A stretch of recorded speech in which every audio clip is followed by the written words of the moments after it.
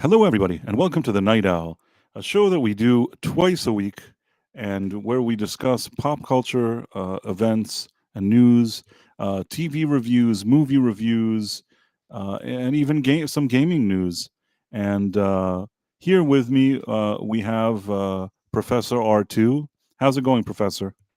Going well tonight, Price. Good to see you. Good to see you too. Professor R2 has been very kind and really in short notice uh, to help me out with these streams. A lot of you know Dred Roberts, who's been here for a long time, and as I said, Dred has some family stuff that he's taking care of. Good stuff, of course, and just things that he's handling, and that kind of put him in a situation where he's not as accessible at this very moment, but hopefully we'll see him again soon. Regardless, Professor R2 brings a lot of great thoughts and takes to the table, and always a pleasure having him here. So, beyond the fact that he's doing me a favor, I also like having him here, and regardless, how things move forward in different ways, you're going to be seeing more of him because I think that he contributes a lot to this stream, and I'm always happy to see him here. So I just wanted to say Yeah. that, and we may have a few other guests popping in. It's kind of a late night show. I don't want to just say there was one friend of mine that said that, I may stop, but people they have their lives, they're working. It's a late hour, but we're grateful for anybody's here, anybody's watching, and we're going to talk about some cool culture stuff today.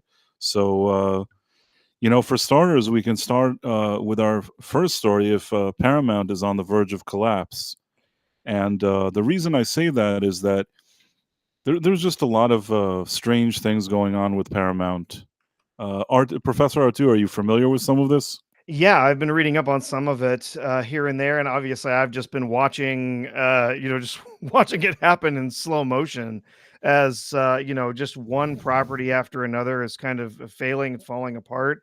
I mean, say what you will about Star Wars, excuse me, Star Trek. Wow. Okay. I have to trade in my nerd card now. Sorry. Star Trek. You say what you will, but whether you liked the new shows or not, they have not been successful. They have not been successful with what they've been doing with Star Trek. Paramount Plus has not been successful for them. That has not really been making them money. They've had a show here, a show there that's really been doing well, but aside from that, I mean, they haven't been blowing it up at the box office. They haven't been performing well. They can't seem to find anyone to buy them. I mean, it's just I think it's really maybe a bellwether for the rest of Hollywood, to be honest. Uh, Let me try to see. I'm trying to share the screen. Let's see if I share it. I'm desperately trying to share this screen. Did it There we work? go. Okay, There we yeah. go. There we go. So, yeah, I mean, right now there's just a strange situation. They fired their CEO, and now there's sort Mhm. of a triad of CEOs. There's like three CEOs running the company together and working as co-CEOs. I'll tell you one thing: a dragon has one head usually. You know what I mean? Usually, a Oh yeah. dragon with three heads is a problem, and I've never been a big fan of a situation that there's three CEOs co-managing a company. I don't think that uh, it doesn't seem to me like a good direction personally. No, it absolutely is not. I can tell you, from my background in business, having multiple CEOs at the top of a company is rarely well, first of all, it's never a good idea. It rarely works out. There's been a situation here and there where a company has thrived under that type of leadership, where you've got two people who are working very well and very close with each other, and they've got the same goals, they've got the same vision for the company, and they're kind of dividing up their time, in different areas of the business. This multiple different co-CEOs stuff just sounds like a formula for disaster. If you ask me, it's really I don't know where they why they thought this would work, or where they got this idea, but I mean, everything that they do seems really desperate to me, and I think that the main problem, if I had to give my 2 cents on it, it all goes back to Sherry Redstone. She is the biggest problem here, mhm. unfortunately. She basically is the majority stake owner or whatever. Is that the right thing to call her? I believe her family holds 80%. Holds That's what I 80% of thought. Paramount. Yeah. Right, Yeah. exactly. So So yeah, she's a majority stakeholder, and yeah, she's the one who shot down the Skydance deal and I'm that gonna was tell you gonna why, be in made my opinion, possible. this is happening, and this is something that, again, whatever business experience that I have in my life, I can also say, and I can give a good example because I've been thinking about this. Uh, Many years ago, I worked for a company. I want to just state it wasn't a Paramount. It wasn't some, nothing of this caliber. You know what I mean? It was a much smaller company, but it Yeah. was owned. It was owned. There was a person there. I don't want to say like I'm not trying to throw anybody under the bus, but the person who owned this company uh, was very seemingly interested in certain things to happen with the company, including potentially maybe selling that company. And in order to do that, there were certain things that needed to happen within the company to sort of improve different things in it. And I was there kind of helping with this effort. And this is many years ago, many years ago. It's not like yesterday. But what I noticed is that the more I actually felt that I was making some headway and actually getting some things done that could actually help reach these goals that were being discussed, the more the person at the top of the pyramid, the owner, didn't seem happy. And at the time, I didn't understand it, but I think the more mature me and the more me that understands how people think understands it differently now. Sometimes a person has a company, and that's part of their identity. Imagine this Sherry Redstone. She goes to Mhm. like cocktail parties. There's all these snooty kind of other billionaires and whatever. She's walking around. She has Paramount. You know what I mean? You think Mhm. of her, you think of Paramount. That's her. That's her thing. You know what I mean? That's her the thing that she waves, the thing that she's known for. That's what she identifies at, if you want to call it that. She walks into the cocktail party, everybody knows that that's that.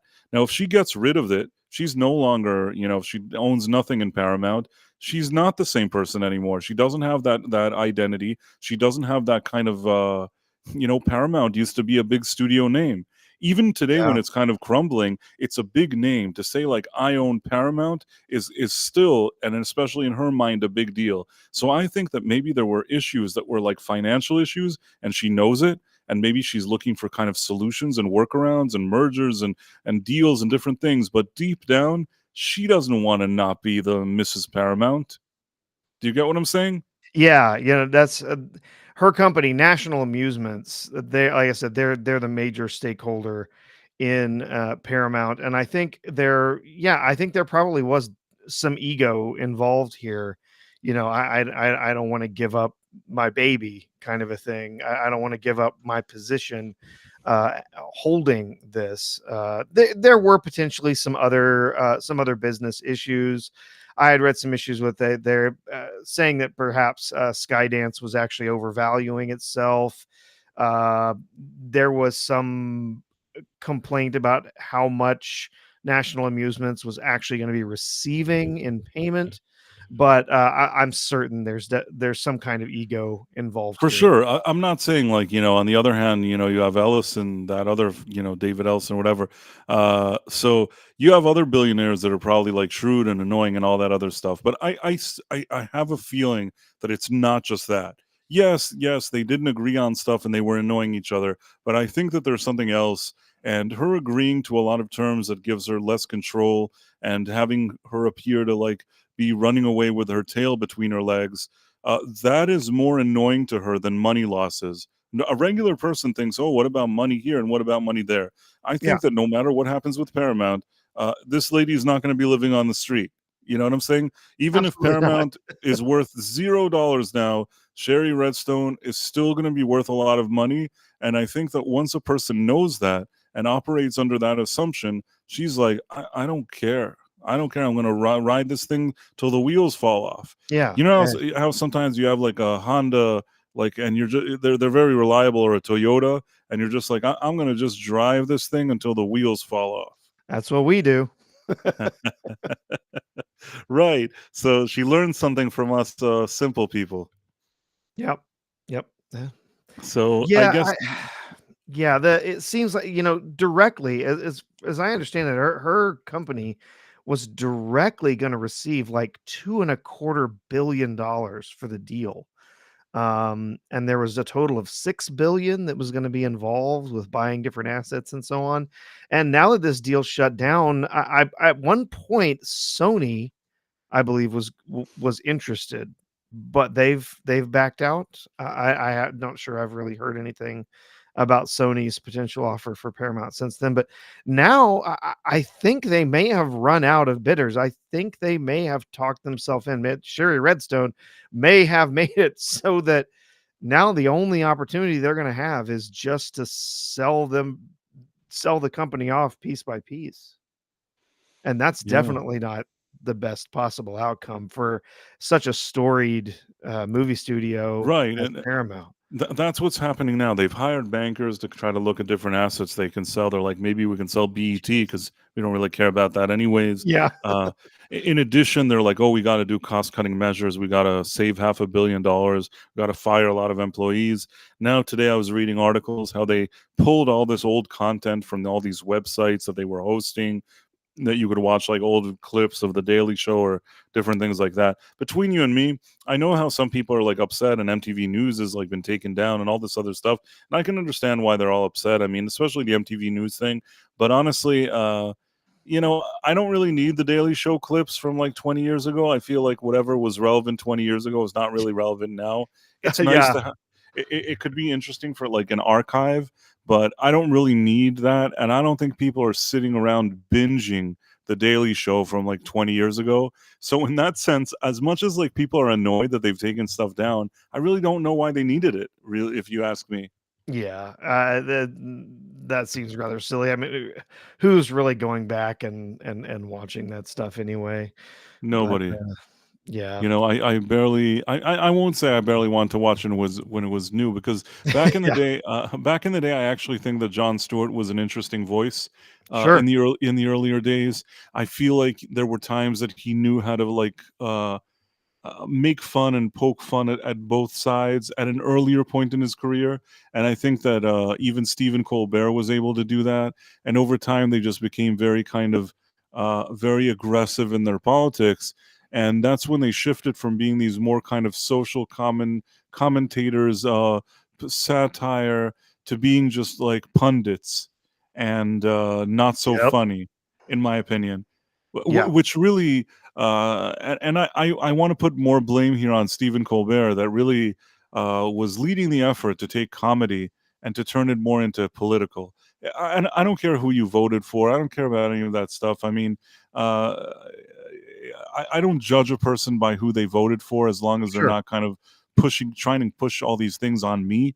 Uh, but the thing is that uh, the amount of, and I don't like to use these terms, but the amount of meltdown that Stephen Colbert has over one politician is just, and it's ongoing forever. It's like that's all he does his whole Mhm. career. If you remember the Colbert Report, did you ever watch that? I rarely ever watched it. That I was never that particularly enamored with with the Daily Show, back when it was Jon Stewart. And like you said, it certainly had a little more middle of the road, kind of like we're going to take all comers and we're going to make fun of everybody. almost in the vein of a South Park, where just about everybody's a target, Yeah, right? yeah. And the thing is that Stephen Colbert, whether you like his shtick or not, what used to be interesting is that he used to sort of play a fake conservative, Yes. and then what would happen is his show was basically him like celebrating what a big conservative he is in a way that's almost like satirical. But Hmm. while he was celebrating being a conservative, he was making fun of progressives because that's what a conservative would do. But some of the jokes that he would make about progressives also landed. So in a way, he was sort of bringing both sides to a place of humor. Meaning, you can laugh at the conservative side of it, you can laugh at the progressives, and I feel like the show really found a balance at doing such a thing in a way that was playful and fun. And Yeah. man, from going to do that Colbert Report, which was genuinely had funny moments, had probably a good writing team, and was exactly in Stephen Colbert's wheelhouse. He was hired for CBS, and CBS didn't want any of that. They didn't want to recreate whatever he was doing there. They wanted him to be sort of a David Letterman. And initially, his show was like doing really badly. And I think that once Trump got elected and he kind of sat around and talked about him all day, Hmm. maybe his ratings went up. And since then, he hasn't let it go. All he does is like sit and whine.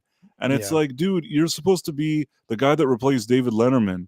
Surely there's more you can do than just take one candidate you don't like and whine about him all day. And again, I don't really even like politicians. It's not that I'm sitting around and I'm saying, "Oh, I love this candidate, I love that candidate." I don't really like anybody personally. Like I'm not a big fan of politicians in general. I don't Hmm. judge anybody if people like them and they like a certain guy. It's great. I don't have meltdowns. I don't really care. And sometimes I even have my own observations. You know what I mean? It's not Sure. if somebody's like Biden is old and he seems really tired, then yes, I actually think that he does seem that way. So it's not like Yeah. it's not like I'm living under a rock. You know what I mean? But I'm just saying that I don't have time to all day like have meltdowns and whatever. And seeing how Stephen Colbert took David Letterman's slot and turned it into that political arena, I think that was the beginning of destroying late night comedy. Because really, after that, Jimmy Kimmel, who wanted to keep up with Stephen Colbert, well, he also followed suit. And Jimmy Kimmel Hmm. used to be like the man show. He used to drink beer and talk to women, and he was sort of considered kind of funny and edgy and whatever. He Wear is sitting, blackface. yeah, I mean, which he wouldn't be able to get away with today, but somehow because he pushes the right politics, nobody says anything to him. So basically, Yeah. um, he now like is also political. He has the same kind of Oh, meltdowns and whatever. Jimmy Fallon, I guess, out of the three, tried to stay as neutral. He still makes his jokes. He tries. The problem with Jimmy Fallon is that like he has some ugh. quirky things that he does well, but he's really not the best host. He's the Tonight Show. I mean, Johnny Carson, that was like he was really talented, Johnny Carson. Jimmy Fallon, with all due respect, ain't no Johnny Carson. I would even say that Jimmy No. Fallon ain't no Jay Leno. And I am not the biggest Jay Leno fan, and I still will No. say, Jay Leno felt very kind of middle of the road to me, like Yes. less edgy than Carson, more middle of the road. Yeah. Still, even Jay Leno knew that you had to be a little middle of the road, not like try to start offending people for who they voted for, things like that. I don't think he went there. With Jimmy Fallon, Yeah. I wouldn't say that he necessarily went there. He just has like most of his thing. He's playing like party games. He has like a frat boy mentality. Oh, yes. He just Ugh. like chuckles there and whatever. The only time that like Jimmy Fallon shines is that when he does these kind of musical numbers, because he actually can sing and he actually has some musical talent. So if he's doing like funny renditions of songs or like parody of song, those are actually his good moments. But if he has to interview people or whatever, he just plays games with them all the time. If it all feels kind of childish nonsense, usually, so I don't like that. And that way, No. the three of these three basically took the entire late night comedy industry and basically flushed it down the toilet. That's my opinion, at least. Oh, no, yeah, well, let's just be honest, on the world stage, on a bigger picture, 10,000-foot view, comedy has been dying for quite some time now, and, it gets, more and more difficult, I think, for everyone involved in comedy, and so, some of these late night shows that have been around for decades. At one point, it was completely cool, and of course, I think it was fine more generally in society for them to make jokes about politicians, whether they were on this side or that side, to be a little silly, to be a little crass, to to get out there and entertain the audience with some fun jokes. And now, when we had Leno, he was extremely safe. Very safe. He Too played it safe. safe all the time. Yeah, too safe. And I think that's why some people found him a little off-putting, 'cause he just didn't seem real. He was just too safe. And, then, of course, we had the whole debacle with Conan and everything. Conan really being the only one of any of these that I still respect and still still wanna listen to, because I still. Conan never got the justice he does. He deserved to be a No, late night he did. host. He more than Jimmy Fallon, Yeah, more than Jimmy Kimmel, and more than Stephen Colbert. I think Conan really had what it takes. yeah, Maybe he was just a few years ahead of his time, in the sense that he's more offbeat and quirky. And I yes, think that following Jay Leno, all these advertisers wanted to play it safe again and wanted the middle of the road guy. And really, Conan was a good bet. Meaning, I think that if you would have given a few years for Conan to really find his sweet spot there as the host of the Tonight Show, I think that the audience would have appreciated him. oh, yeah, he And would've been there a lot longer. Yeah. they didn't give him a fair chance. I mean, No. anybody that takes over a show like that, you can't expect that the first day he's going to do great. Um, Jimmy Fallon, at Oh, some Jimmy point, when Fallon. Ugh. Jimmy Fallon, after Jay Leno went and came back, they brought him, and he's kind of seemed like this kind of amicable, middle, whatever of the road, but kind of vanilla, whatever. I guess it was okay, but really, if you look at it now, long term, I don't think it was such a good bet. I still think that Conan is the only one out of all of these that we mentioned that genuinely has real, humor. Like, he understands the Yeah, value of just making people laugh. yeah, Not as political, more funny, mhm, and these guys just don't have that. yeah, And it's unfortunate because we really needed comedy, especially in the past few years. We yeah. didn't get it. Yeah, well, it's not okay to make jokes about certain people anymore, right? Especially if they happen to be people of a certain political persuasion. You're not allowed to joke about them, but also you're not allowed to joke about somebody, because they happen to be a woman, or they happen to be of a certain race or something. They're this protected class that you can't make jokes about. And it's all just approached the levels of just complete absurdity at this point. And you have a lot of people who now just they'll tell you comedy it's a disaster right now. Nobody can really go out there and do anything that's actually funny. They're too afraid that they're going to offend somebody, they're going to get canceled, whatever. It's pretty bad. But yeah, the number of different people who've attempted to do the late night talk shows and have just crashed and burned. Um, yeah, Jimmy Kimmel. I can't stand Jimmy Kimmel. He just, I don't. He comes across as just so smarmy and ridiculous. I find nothing he does amusing. Uh, yeah, yeah, late night TV is just such a dead platform at this point. It's hard to even talk about it, because what is there to talk about? Yeah, they all make the same jokes. They all do the same gags. They have the same guests. There's just nothing unique and interesting about any of these shows anymore. And as I understand it, think Jimmy Kimmel's probably on his last contract. He'll probably be gone within the next couple of years. So That would be, I mean, nothing personal, but that would be great. yeah, yeah, But uh, as far as I'm concerned, all those people can just go and like leave their jobs. yeah. And like with James Corden, Ugh. James Corden, he left, and they didn't even bring anybody to replace them. They're like, this show is already such a failure that it's not financially worth it for us to just bring even another host. Let's just never do this show again. and everybody's like, "Oh, James Corden, he was so successful." No, he wasn't. Like, I feel like everybody Mm. was like, "Oh, he's decided to go back to London." Maybe that's what he decided, maybe not. All I know is this, uh, that contract was costing them a lot of money. They didn't renew the contract, and when once he left the show, they decided they never wanna do the show again, which isn't a good sign. Yeah, yeah. I mean, the thing is that show was when they had Craig Ferguson, that show was incredible. I mean, you talk about Conan not really getting his due. Craig Ferguson never really got his due No, either. no. I think also in a way he was a bit ahead of his time.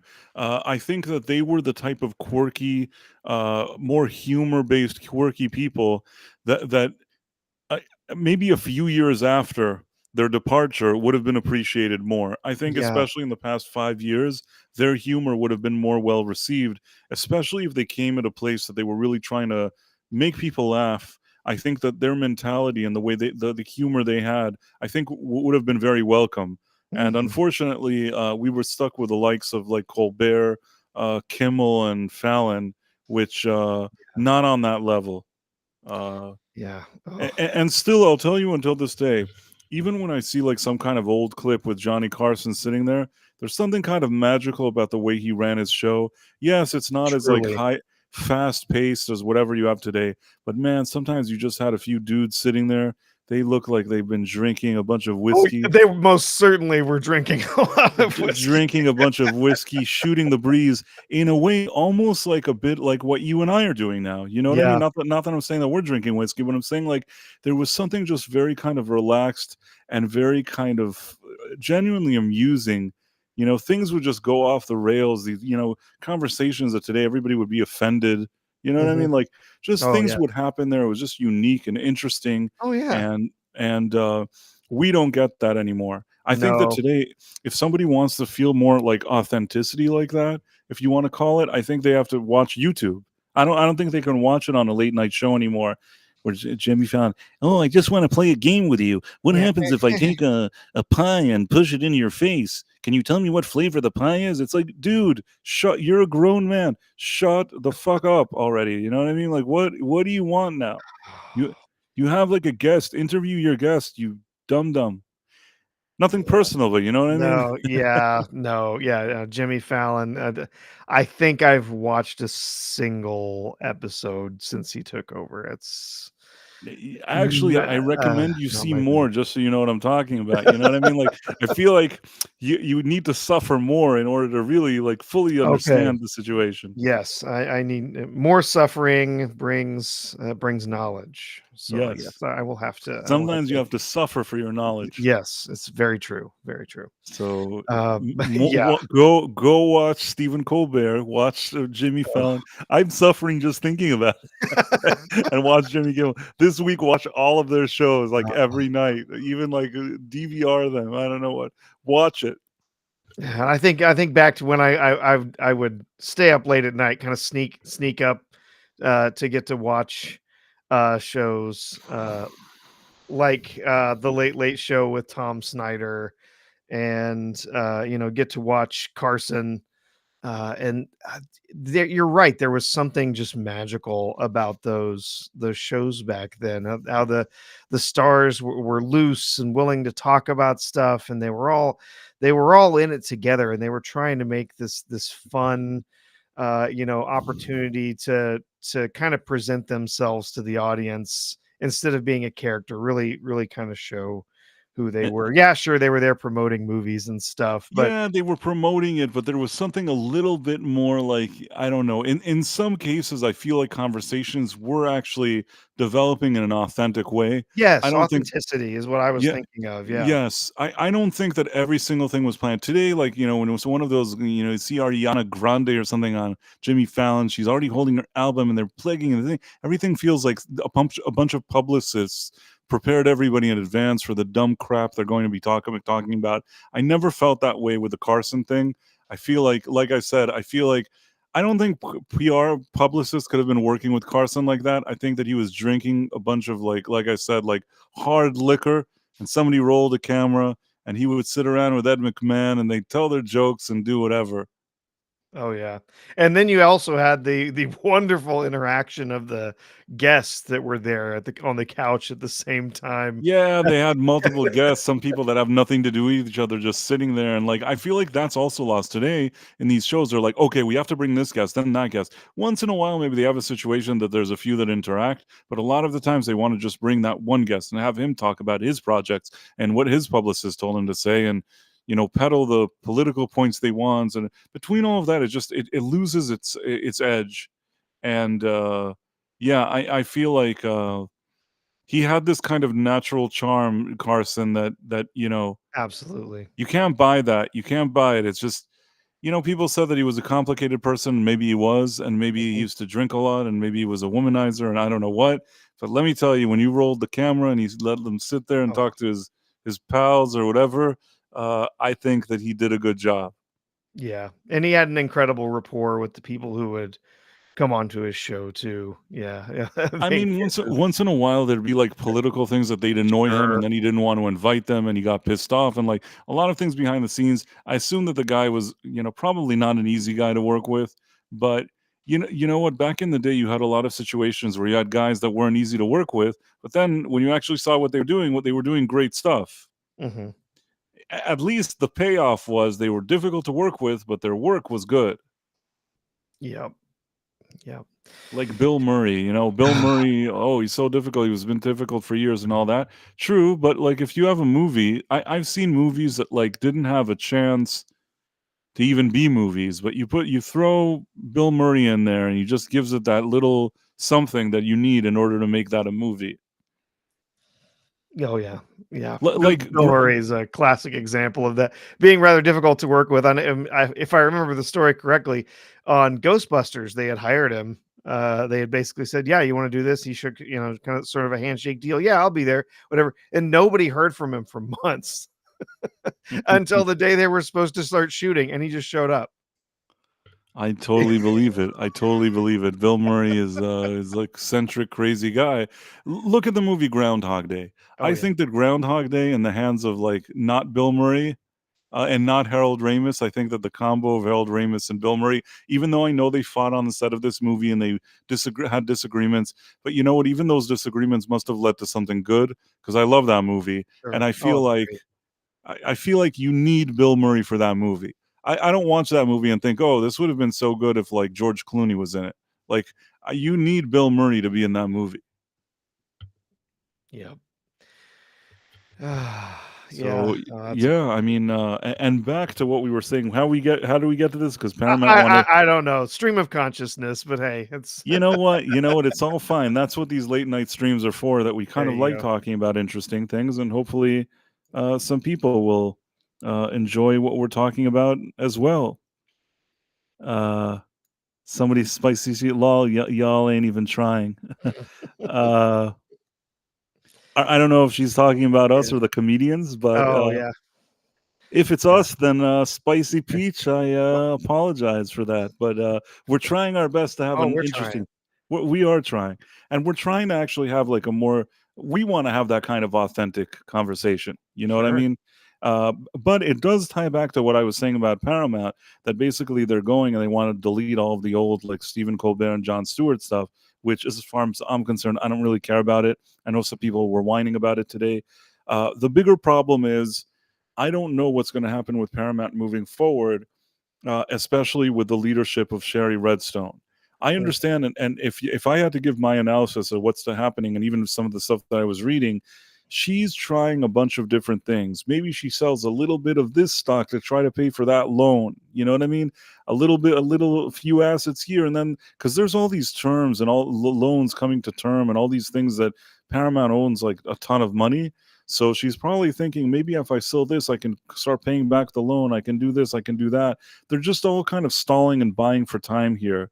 Uh, I don't know if any of these decisions are going to be good. Sure, layoffs maybe will help them, deleting some content that is irrelevant and nobody cares about that they're hosting and is costing them money. Sure, that could be some kind of savings, but I think they need like a lot more to really bring this company, back to where it needs to be.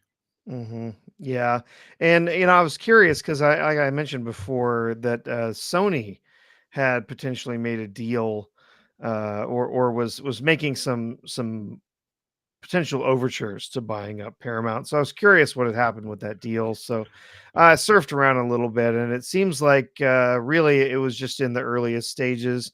They haven't really moved forward with it, and I think part of the problem would be that because of some of what they own, they would have to split up some of the company. They would have to get rid of some of their broadcast They're not a assets. natural partner, Sony. They're not a Yeah, natural they're partner. not. They themselves, like, have been steering away from getting into the streaming business, and wisely doing that.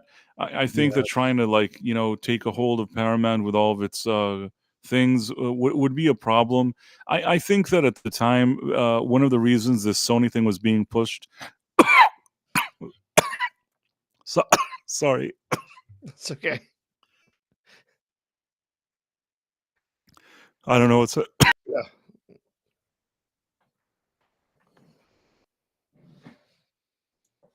I kind of breathed the wrong way. Oh, that'll happen.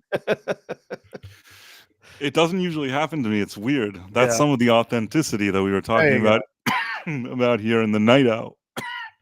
Where else do you hear a guy not breathing and coughing go. during this stream?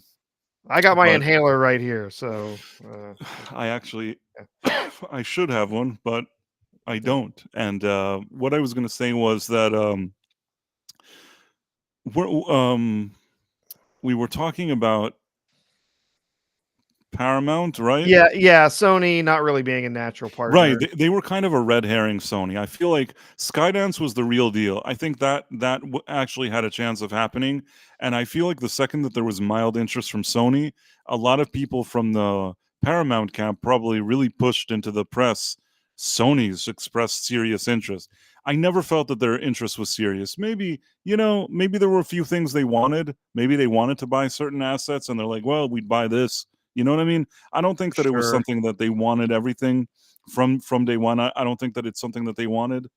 Uh, I think that it was always a situation to show that there's other suitors, and this also helps Sherry Redstone. And I said this before in a few different streams that I feel like Sherry Redstone was in a position where she's obligated to make it seem like she's genuinely interested in merging and bringing money into the company, of selling. She wants to really make it seem like she's interested in doing that stuff because she cares about the bottom line of Paramount. But at the same time, every single thing she did almost makes it seem like she was trying to sabotage her own dealings, meaning she wanted it to seem like she's doing all these things that would be beneficial to people that hold stock or whatever it is.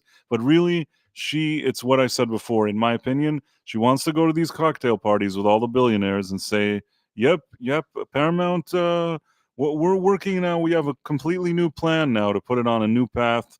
I fired the CEO. Now I have 3 CEOs. We're putting Paramount on a new path, and I'm so excited about everything we're doing these days. mhm, And then she takes a sip from her champagne. yeah. Yeah, I'm And sure there's also some stock manipulation and stuff that's going on in there too, um, but you never know. you never know that stuff. It's all Yeah, possible. And back to our more kind of pop culture stuff. The thing that's in the balance here, and I think you mentioned it, is the Star Trek thing that they mhm, own. yeah, I really wish that if they wanted to sell assets, that they would sell Star Trek to somebody who actually cares about Star Trek, true. because man, their shows are crap. Oh, I there. I'm so grateful. I'm so grateful that, like, my crap meter worked so quickly and efficiently with the Paramount Star Trek. You know how you were saying, Yeah, "Oh, like, I watched Jimmy Fallon once and never watched it again." I was quick on the draw with those Star Trek shows. Like, I saw Discovery, think I watched, like, an episode or 2, and I'm like, "I don't know what this is. mhm, This is not Star Trek, and I don't have to watch it." And I'm so happy. Like, it was such a yeah. great decision. You know what I mean? I didn't have to Oh, yeah, sit there for years, coming to the conclusion that it's not Star Trek. I knew immediately. yeah. Well, one, I'm a bit of a masochist. I'm a glutton for punishment. But two, I'm a huge Star Trek fan. Yes, Star Wars was my first fandom, if you can't tell, naming myself after a character for my nom de plume and my avatar. But yeah, I grew up on Star Wars, but Star Trek was my show in the 90s. I was watching any Star Trek I could get my hands on, and I really enjoyed the 90s Star Trek, and then I did not like when J.J. Abrams came in and made his Star Trek in 2009. I didn't like any of those. The second one especially terrible. But then when the new shows did come on, I was interested. I didn't hold out a lot of hope. We had already really started to see the injection of all of the identity politics and stuff into so many different shows at the time.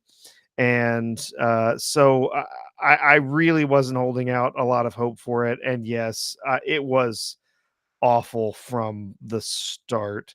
I did eventually watch through some of it. I watched Picard, which well, let's say I watched the first season. I watched the first episode of the second season and just noped right out of it. it was so atrocious. And then yeah, so I watched through Discovery. I watched up through some of the fourth season. I did not go back for this final season that recently aired. I had You got to the fourth season of no interest. Discovery? Well, some of that was more like keeping it on in the background.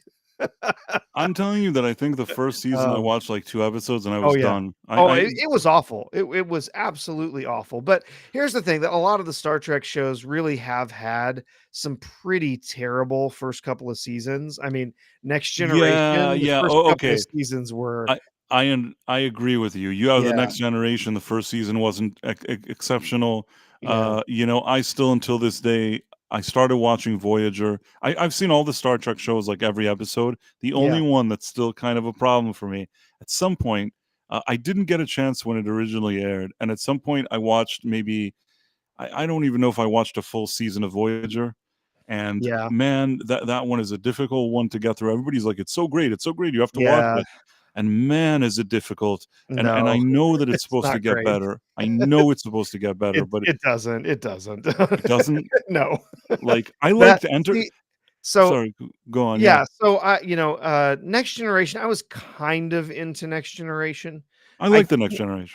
I didn't love it. I've grown in my appreciation for it as I've gotten older. I was fairly young when Next Generation was on, but when Deep Space Nine launched, I was in. I loved that show I from for me start to finish. the Next Generation and Space Nine are sort of on the same level for me. I Yeah, really like both of these shows. For me, like, first of all, the GOAT is of course the original Star Trek show. no I doubt. have to give that the GOAT because it started it, and I It have to did. give it that credit. It's special. It's unique. The most iconic characters. It's the OG. But like very close by in second place. And when I consider a tie, I give the Next Generation and Deep Space Nine. Yes, and you gave an example that shows needed some time to find their footing. Deep Space Nine certainly needed to find its footing, and so did The Next Generation. But even in the earliest episodes, I could feel the potential. You know what I mean? I could see that there was something Yes. there that didn't feel like dumb, stupid, insulting, and ridiculous. It's just you think to yourself, maybe they could do this better. And you see them improving from season to season, really building something great in both of these shows, in my opinion. Discovery is not that show. I knew from the No. first moment that like that is not it's not in the hands of people that can do anything. Uh, it's the same way I felt about Picard season 1 and 2. I know a lot of people were unforgiving and weren't willing to watch the third season of Picard, and I don't blame them. At the same Sure. time, I watched it and I didn't mind it.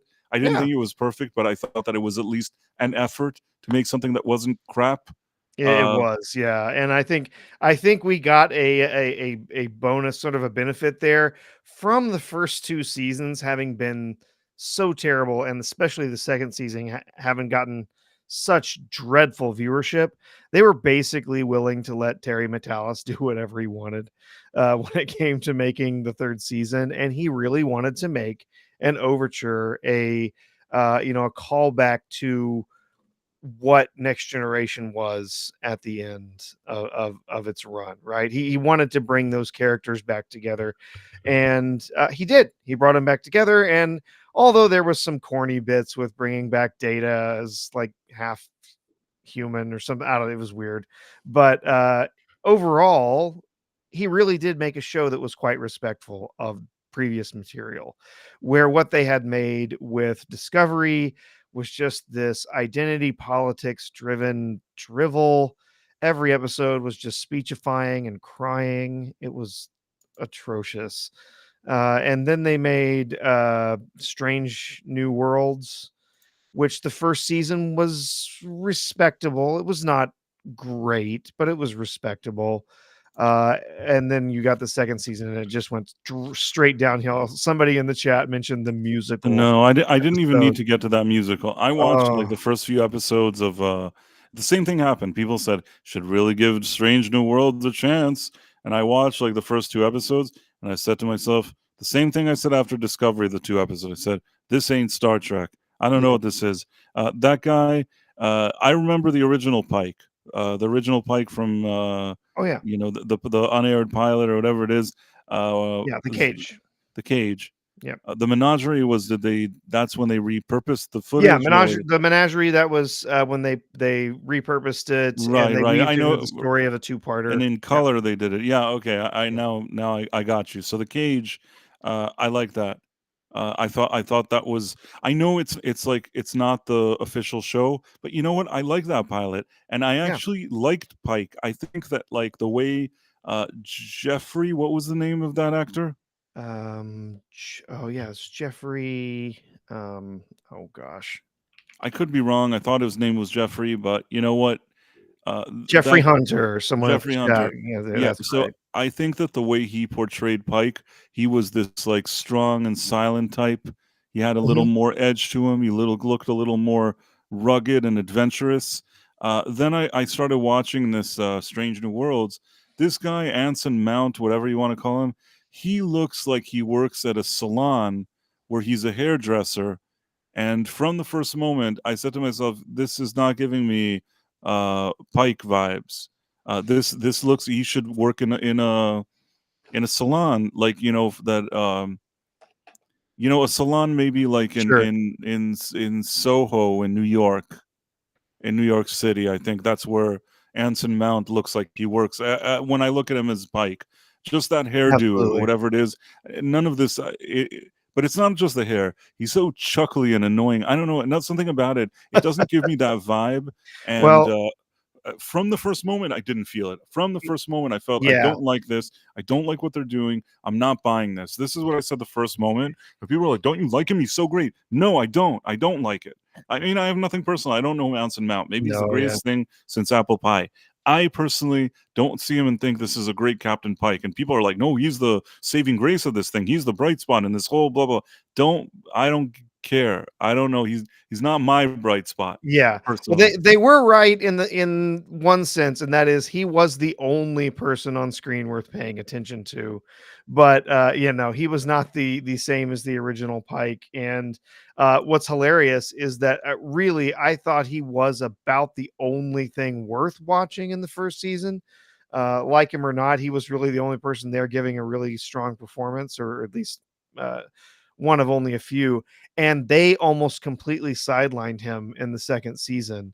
I didn't even finish the second season. I didn't watch all of that musical episode. I saw a clip of Klingons as a boy band. That was all I needed. I was out. I didn't need Yeah, to yeah. see anymore. Thankfully, I wasn't watching the show when the musical came out. I just saw parts of it, and it looked awful to me. And I'm just like, this is awful, and Yeah. that's all I need. I didn't need anything else. But really, this is the greatest thing. I love my decision making here. That even when they tried to make it like Strange New Worlds, like they were trying to lure back older fans and whatever it is, like that, it's going to be actual quality. And I knew it was some kind of weird bait and switch. And I never fell for it. So I'm really happy with myself. Yep. The other thing that early in those few episodes they showed Spock. I don't know whatever they claim is Spock. I don't like him. I don't like their Oh. Uhura. I don't like any of it. I do not buy these people. They seem like they're cosplayers Yeah. as a convention, at a convention trying to pretend that they're these characters. I don't believe that they're these characters. Sure. And if I Yeah. don't believe it, then they're not. Then they're just, and they're not adding anything. Like Spock, like immediately in Oh. that first few episodes, didn't act like anything Spock would act like. So I'm sorry, I And can't. he was much better in the first season. In the second season, really when I kind of gave up on the show in the second season, they have an absolutely absurd episode where there's an accident, space accident, and they run into some super advanced uh, race or whatever that sees Spock and says, "Oh, he's got two different sets of DNA in him. We're just going to remove one." First of all, that doesn't work. You can't just take the dad's DNA out and just leave the mother's DNA. It's going to be a mess because you've got to have all the chromosomes there. Right, But right. anyway, they take out the Vulcan side and they leave a Spock who's human. And so we have this incredibly cringe-inducing episode where he is basically acting like a hormonal teenager, Spock, right?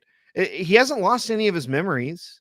He hasn't lost any of the training that he had as a Vulcan when he was younger. Like he's still Spock, but he's a human. But now that he's a human, he's going to act like a hormonal teenager, and he's going to stuff his face with fistful of bacon when Vulcans are vegetarians, and specifically Leonard Nimoy was Jewish, did not eat pork products. But it was so offensive. I was like, no, I can't. This is not Spock. I don't know what you have done. This is an atrocity. I'm leaving. But yeah, you made a wise decision in skipping out on those Star Trek shows. I actually, I have to admit, I did enjoy the other show that they did, the animated one, Lower Lower Decks. decks. I did enjoy that. I know I have a bit of a twisted sense of humor. It's very much sort of a Star Trek meets Rick and Morty kind of thing. But at the same Watched time, one episode in that, and I said, yeah. this is shit, and then I didn't watch it anymore. Like, See, it didn't even get 2 episodes out of me. yeah. I got 1 episode, and I was done with Lower Decks. See, at the same time, I think what I enjoyed about it was that they actually what was kind of funny is that on a lot of these shows, nobody actually knew a thing about Star Trek. No, no, because they're And hiring weird activists. They don't know yeah, anything about it. so all the people who actually knew Star Trek worked on Lower Decks. Ah, I see. I So see what you they mean. actually like there were a bunch of like sort of sly little references to old episodes. One of the funniest episodes I thought was actually it's in the fourth season, I think, where they do an episode that's all about being in caves. Because if you watched all the old Next Generation episodes, the Voyager episodes, the Deep Space Nine episodes, there were always cave episodes. And they That's were true. always on the exact same set, just I'll shooting give the you that, caves yeah. with different lights and from a different angle. And so the joke was like, oh well, we've all had adventures in caves, and of course, in every one of their little flashbacks, it's all in the same cave, just lit with a different color and whatever. And so it was kind of hilarious, this very meta joke about, well, they did all these old shows about caves, but anyway, yeah, it's not for everybody, but I did, yeah, I did enjoy I don't the know. I Lower saw Decks one. one and I said that I don't like this, and then the other things, the Strange New World and whatever, I didn't like. Picard, I saw like maybe 2 episodes and thought this isn't Picard. I don't know what they've done with this character, so I didn't want to Ugh. watch that. Oh yeah, So thankful. Later, people were like, yeah, "Can you believe they did this? Can you believe that?" And I wasn't even worried. You know what I mean? Because to me, I just these seem like phony cosplay fan fiction things from day one. I mhm, actually had a much easier time accepting what happened to Star Trek than what happened with Star Wars. Because with Star Trek, it was so immediate and quick for me how disconnected it was from what it was supposed to be, that I just didn't feel anything, and I'm just like, this is nothing. I don't know what this is, but this isn't real. The only ones that maybe was a little disappointing that I did feel something was those few episodes of Picard that they were, trashing that character, that I didn't like it. But yes, even that, I'm just like, this is yeah, nothing. yeah, Couldn't even take mm, that seriously. just ripped that Band-Aid right off, and you didn't feel it. So Right, that's right. nice. It has zero expectation. I'm trying to Yeah. think. So you had Picard season 1, 2 that I didn't like. There was 3 I thought was okay. Had Yeah, it was issues, alright. but I thought that at least the intentions were decent. So I give credit for that. But it was an anomaly. They didn't learn anything from it either. There was the one show that No, a few people absolutely not. liked. You'd think, okay, well, why don't we reorganize ourselves and try to give people what they want again? Nope. They did that and never want to talk about it again. Like now it's more another season of Discovery, even if it's the final season, more Discovery, because that's what everybody wanted, quote unquote. That's what everybody was itching for. More episodes of Discovery, a musical episode in New Worlds. That's what people were itching for, apparently. Yeah, and a lot of people have called back to some other shows. Specifically, I think that a lot of these writers were trying to turn it into sort of a Buffy the Vampire Slayer. They were taking a lot of plot ideas from that particular show, and just that just doesn't fit with Star Trek. I don't know why you would do that, but yeah, I mean they had their musical episode and whatnot, but yeah. Um, Oh, yeah.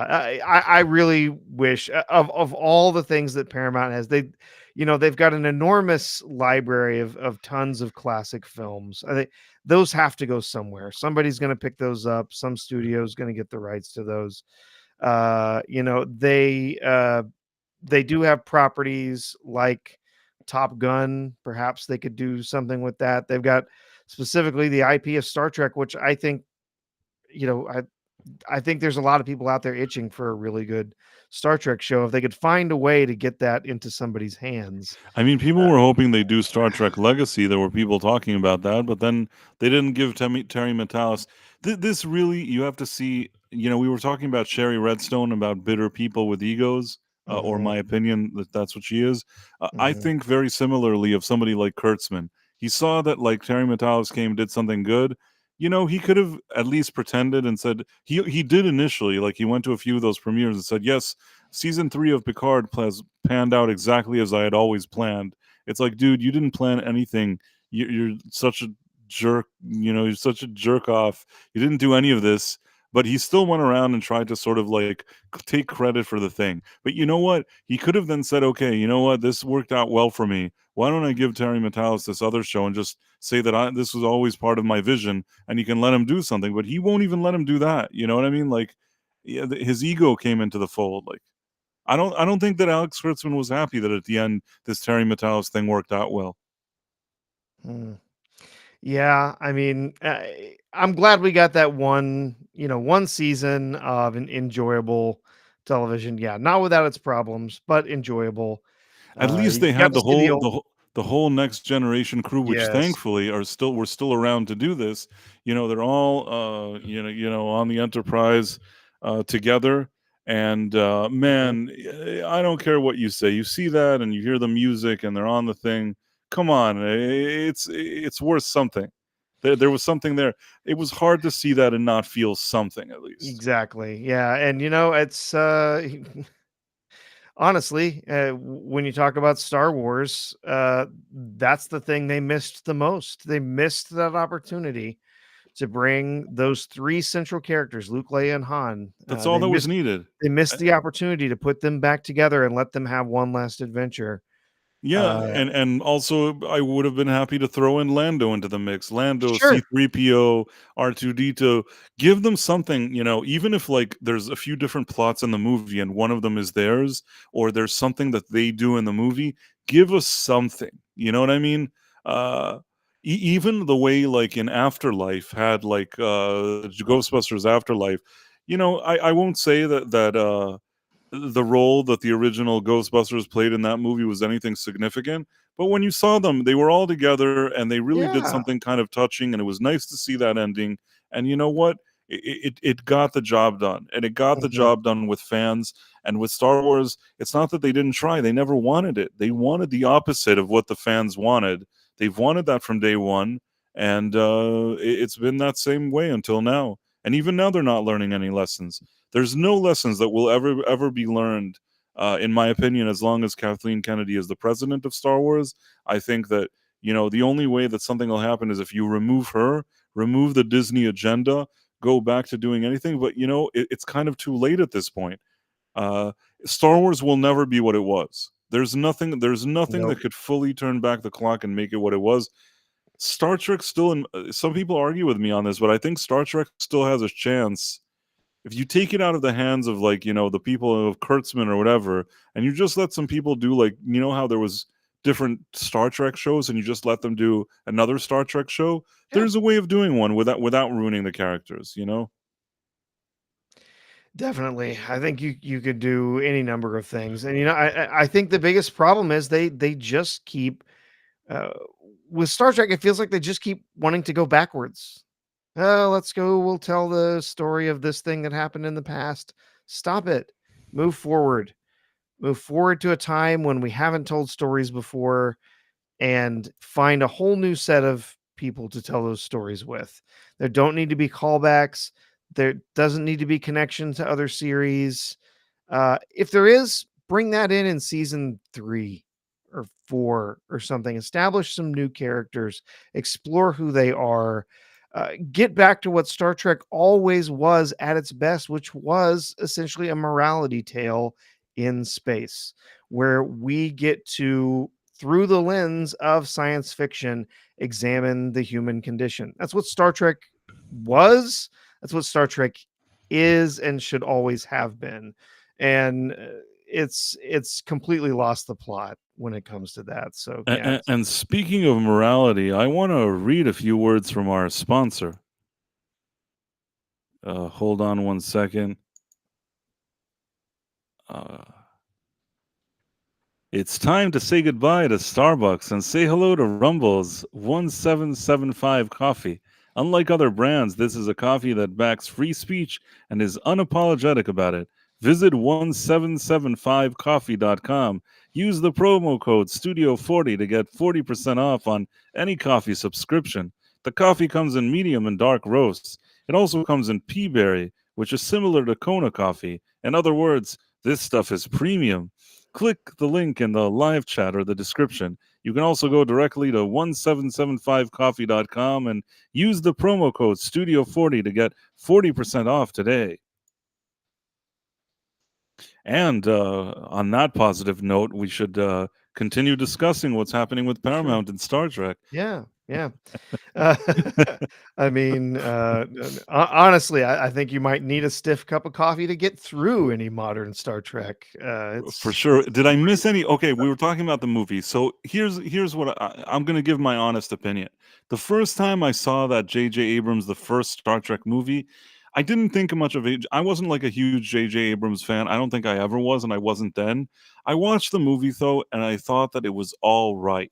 I didn't hate it. I think that mainly the reason I didn't hate it was, first of all, I was just happy that there was some kind of big screen Star Trek movie, and I guess I wasn't overthinking it.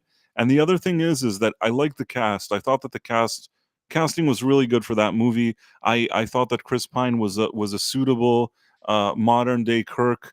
Not as good as William Shatner, but I thought that he was good. I thought that the actors that they chose were very decent, and I thought there was a lot of potential to tell these stories. I understood that J.J. Abrams was trying to make it a little more like modern and more accessible to like mainstream audiences or whatever it is, and I wasn't fully hating of it in that first movie. But somehow that first movie that maybe had a little bit of goodwill for me, even though thinking about it now, it's not the best movie, but it somehow had some goodwill. I think Leonard Nimoy was in it also, which also helped. Even though it was briefly, it was Mhm. still nice that he was somehow connected to it in some way. Once they got to that second movie that I think you mentioned before, the one that was like the ripoff of Wrath of Khan, Yeah. man, that was crap. That was like they totally misunderstood what makes Star Trek, and really, it really showed what J.J. Abrams is, which is kind of like and I, in my opinion, of course, and this is the opinion of Price of Reason and no one else's. I think that J.J. Abrams is a creative con man. He's kind of like the Hamburglar. You remember McDonald's used to have the Hamburglar? Oh, I remember the Hamburglar. He's like the Hamburglar, but instead of like hamburgers, he steals franchises and runs away with them like into the night, like a thief. and that's what that Star Trek Into Darkness felt like. You can't come up with any original idea on your own. You have to go for the second movie and do the Wrath of Khan and your own stupid thing. It's like, think of one original idea, you dumb stupid douche. In my opinion, of course, I think he's a stupid douche. Mhm. uh Yeah. I don't have factual evidence, Mhm. that I think he's a stupid. I mean, I do have factual evidence that I think he's a stupid douche, but I can't prove it in a in a court of law. It's not something you can back up with evidence, but I think there's enough circumstantial Yeah, circumstantial evidence. evidence out there to convict. To be honest, so yeah, I think so. he is a douche canoe. There's nothing. He is a complete hack. He, I think, has finally, after the utter failures that he had with Star Wars. Star Wars was his dream. He always wanted to make Star Wars. Well, you did it, JJ, and it was terrible. It was awful, especially Rise of Palpatine. That was an atrocity. Um, yeah, no, the J.J. Abrams movies, I was never a fan. I was never a fan from the very beginning. I did not like the 2009. I mean, it was tolerable, Star Trek 2009, but I didn't like some of the choices they made. Honestly, I, I don't know what it is, but I don't think I've ever seen anything that I liked Chris Pine in. I just if there's something I've missed that he's been in that he put on a great performance, I don't know, but I really did not like Chris Pine in that role. The way that he played Kirk was really arrogant, and I just didn't like it. I did not like the guy that they picked, Zachary Quinto, right? That would played Spock. Did not like that choice.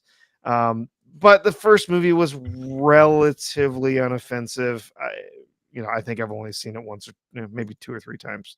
But the second one, Into Darkness, was awful. Just awful. Um, I don't know what they were thinking. I don't know why they thought that was going to work well for a movie to go back and try to redo the most successful chapter of Star Trek in film that had been done to that point. I mean, Star Trek 2 was a phenomenon. Without Star Trek 2, that there would not have been any other movies. That it just absolutely owned the theaters that year. People loved it, and it really brought Star Wars back into the conversation. And Star Trek. I keep saying that. I'm getting mixed up. Like I said, I have to cut another corner off my nerd card here. Um, But by but the way, we have a real Sean Crummell trying to join us. I don't know if there's technical difficulties. I see him here, and I've tried to bring him into the oh, stream. Uh, Hopefully, we'll be able to resolve it. Sean, can you hear me? I can hear you. Can you hear me? Yes, I can hear you. So first of all, we can hear Oh, you. Oh, and wow, now we can there see we you go. too. There's Sean. So quickly before we talk to Shania, I just want to say that Lady Luna was talking about Klobby. She then corrected the typo here, and she was saying that Klobby was the only person she trusted about Star Trek, and that's a fair assessment. Yep. Klobby was a good guy, and he was really, really an expert when it came to Star Trek and when it came to Doctor Who and when it came to comics. And I've talked about him on our Midnight's Edge After Dark streams. We're really gonna miss that guy. Yep. He was such a nice guy to be around, to do streams with. And just quickly, I just want to say, even that day that I talked about him on the Midnight's Edge stream, I felt that I was kind of rambling and I didn't get my point across. But what I was trying to say on that stream was that he was a guy that took me a while to sort of find that rapport with. And just as I was feeling that he and I were really becoming friends and that I really appreciated his knowledge and everything he brought to the table, and we were really kind of bonding over the things that we all really liked, that's when he left us. And I just feel like I didn't have enough time with him, and he was a great guy. And I'm just saying this because somebody brought him up here, and perhaps this was a better way to explain how I felt than that day right after he passed away, which I think I didn't explain it well on that stream. But sometimes when somebody passes away, you don't really know what to say or how to Yeah. say it in the best possible way. And maybe just reflecting on it since, I thought to myself, wow, I really could have explained, what a great guy he was better than I did. And that's it. I don't know how I got into this. Uh, on a much much more positive note, we have the real Sean Crummell joining us right now. How's it going, Sean? It's going. It's late. Sorry, I'm late. No, it's All right. okay. Sean actually, he was working and he got a chance to come back from work and say hi, hop on the stream. That's always great, and we're very appreciative.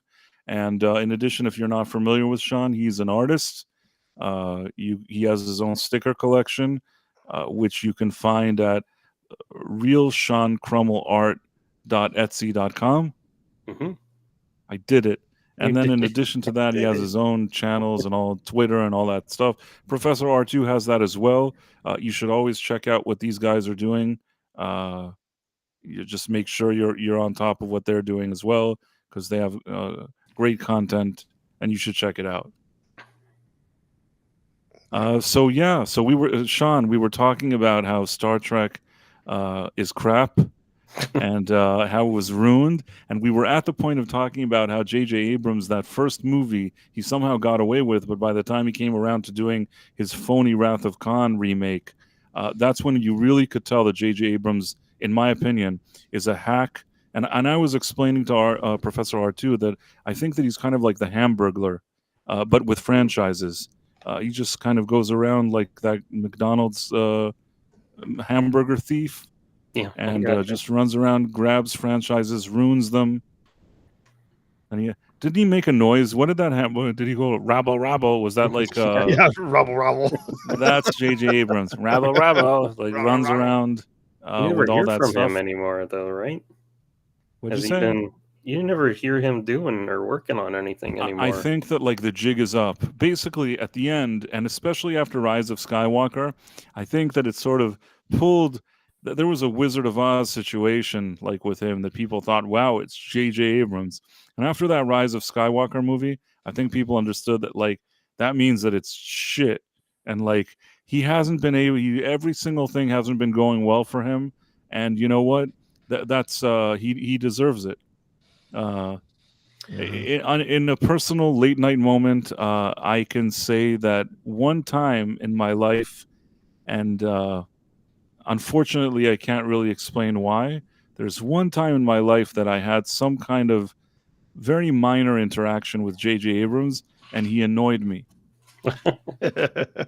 And I'm not saying like watching a movie, meaning like I had some interaction with him and he annoyed me. And that's why like I feel like him not doing well, I mean, sure, he's not going to lose all the money that he had. He had money before. His family had money. You know what I mean? Like he was never. I don't think he ever like was in a bad state.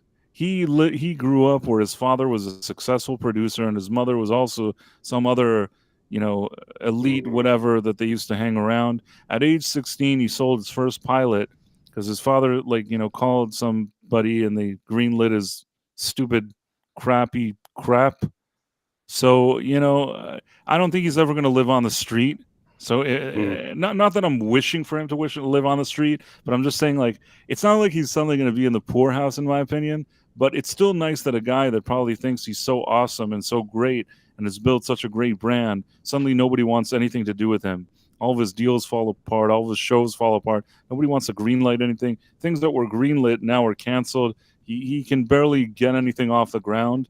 And you know what? It couldn't have happened to a nicer guy. I actually, I'm kind of the contrary opinion about the 2009 Star Trek. I really enjoyed it for what it was. I knew it was trying to reach a broader audience and also, spice things up a bit because maybe Star Trek had been getting repetitive with the last like 2 or 3 shows. And So I was fine with them trying to reset it, even with the dumb, nonsensical, plot holes or whatever, like Vulcan having a moon when it doesn't have a moon, stuff like that.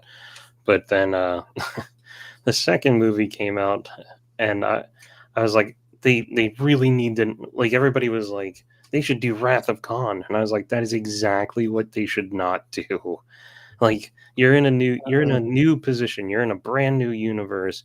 Um, you could play with that so well. You can have like Kirk go to a planet and walk past Harry Mudd, and they've never met yet, and the audience would be like, like, it's totally like, oh, there was like such potential to do something fun with it, and the old school nerds would be like, oh yeah, they had these interactions, but now they're total strangers and stuff like that. Like, you could have had so much fun with it. And then nobody ever remembers the third movie, which I actually really liked, and it felt more Star Trek-y. But yeah, like, I I, appreciated what they were trying to do, but they fumbled it bad.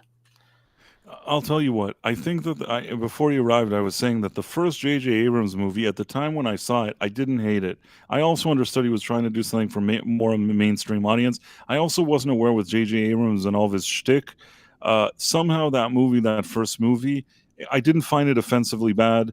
For several reasons, I thought, okay, this is pretty okay. Maybe this could be a foundation for something to build upon. But the second Hmm. that second movie came around, the phony Wrath of Khan, Star Trek Into Darkness, that was a disappointment for me. That one Yeah. showed that, like, if I thought that it could be something interesting, very quickly I understood who J.J. Abrams was from that movie. Now, the third movie, kind of, J.J. Abrams was busy ruining Star Wars, so they gave that third movie to Justin Lin or something like that, who did Fast and Furious. And I will say that Justin Lin tried to bring a more kind of fun atmosphere to it. The only problem I had is like Justin Lin is like the opposite of what Star Trek is in terms of Justin Lin does do that kind of guilty pleasure, fun action stuff that you see in like Fast and Furious, where they're just all like flying around in cars and like doing crazy stuff. It's there's an element of fun and guilty pleasure to it, but I actually don't think that it's the right thing for Star Trek. Meaning, Mm, it wasn't probably I would say was less offensively bad than the second one. The second one was like the Wrath of Khan one was terrible for me. The I like ignore it entirely. uh, It uh, just goes 1-3 for me. Right. So Star Trek Into Darkness was like a disaster. 3 wasn't as bad as 2, but at the same time I felt like it was already too dumbed down to be Star Trek. I feel like I want a little more sophisticated something in Star Trek, and that one was just like a dumbed down, let's don't think about it, like I don't need Fast and Furious in Star Trek. You know what I mean? Like that doesn't work Mm-hmm. for me. So again, it had maybe not the worst intentions, and it tried to be a bit more lighthearted and fun, but at the end, it kind of misses the mark. Very much for me, misses the mark. The third one, and only that first one I was able to tolerate. But today, I probably wouldn't even be able to watch any of them. Like with the knowledge and understanding that I have today of how franchises are ruined, I just like it saddens me to see even those movies. Yeah, yeah. I could still enjoy the first one and the third, but I have not gone back to the second one in a very long time. That's fair enough. People have their opinions, and like I said, I think I gave my thoughts on it and they were fair. Professor R2, I don't know. I think I lost him. I don't. Forgot to Uh, unmute there. Sorry. Oh, Professor R2. So, what did you Uh, think of the third Star Trek movie? I think it would have been a lot better had it not been called Star Trek. If it had just been something else with not Star Trek characters, I think I would have enjoyed it more. Having Star Trek characters run around with the Beastie Boys playing that they used to defeat the bad guys at the end. That was a That was little weird. Yeah. I loved it. much for me. But It was so over the top. I more like the Beastie Boys. I just don't like them there. yeah, more power to you, Sean. I'm glad you enjoyed it. Honestly, like I said, if I just sort of checked out and and just sort of looked at it as not a Star Trek film, like these are not Star Trek characters, just somebody else, there was some enjoyment to be had there. It definitely had a little more fun, sort of adventure spirit to it, where the second one was just dull and dark and had just ridiculous plot contrivances. And you had Spock riding around on top of some sort of speeding hover car or something, punching people in the face. Like, this is not Star Trek. What is going on? Yeah. But yeah, no, the third one was all right. The third, like I said, I think I would have enjoyed it more had I not been trying to associate the characters If it with. was called just like crazy dudes in space, I wouldn't have minded. I just Exactly. didn't think that it felt like I'd Star watch Trek to that. me. Yeah. Let's watch Crazy Dudes in The Space. Fast and the Furious, like in space edition. Though. That's more or less what it was. It was, but that's what that guy does. Fast That's what and he knows how to Furious in do. Space. Yeah, because you're right. It was what's his name? Lin. Justin Lin. Justin Lin. Yeah, it was, Yeah, yeah. you know, at least I give Justin Lin. I give Justin Lin credit that he has that ability to do something kind of lighthearted and fun. I just think I don't think he was a good fit for the Star Trek franchise, but I don't think that he came with like the worst intentions. It wasn't a Star Trek Into Darkness. No. It's just like you guys said. You know, Sean, you liked it. That's fine. Well, But I agree with Professor R2 that a different name for this, different franchise, different name, just a standalone movie of people having fun in space. I would have liked that more. I acknowledge all the problems with them. I still enjoy them, and I Yeah. still love the original stuff. Unlike the monstrosity above me, after that movie, I never watched anything else. Why are we still staring at those things, Bryce? You're killing us. Oh, Oh. I wanted you to suffer the way I actually didn't. I only watched 2 episodes. Okay. I want to end your suffering. Let me find something Okay. else. What is it with new alien designs that are just so awful to look at? Yeah. Honestly, the Saru character I did not mind so much. At the introduction of the character was awful. I can sense the coming of death. It's like, what?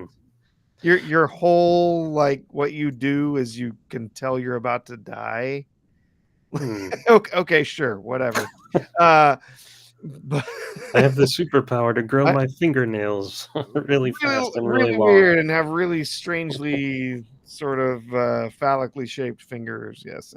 But yeah, overall, I didn't hate his character that much, but there were so many other characters in that show, especially Michael, who was leading the show, which I could not stand. Early on, I nicknamed the show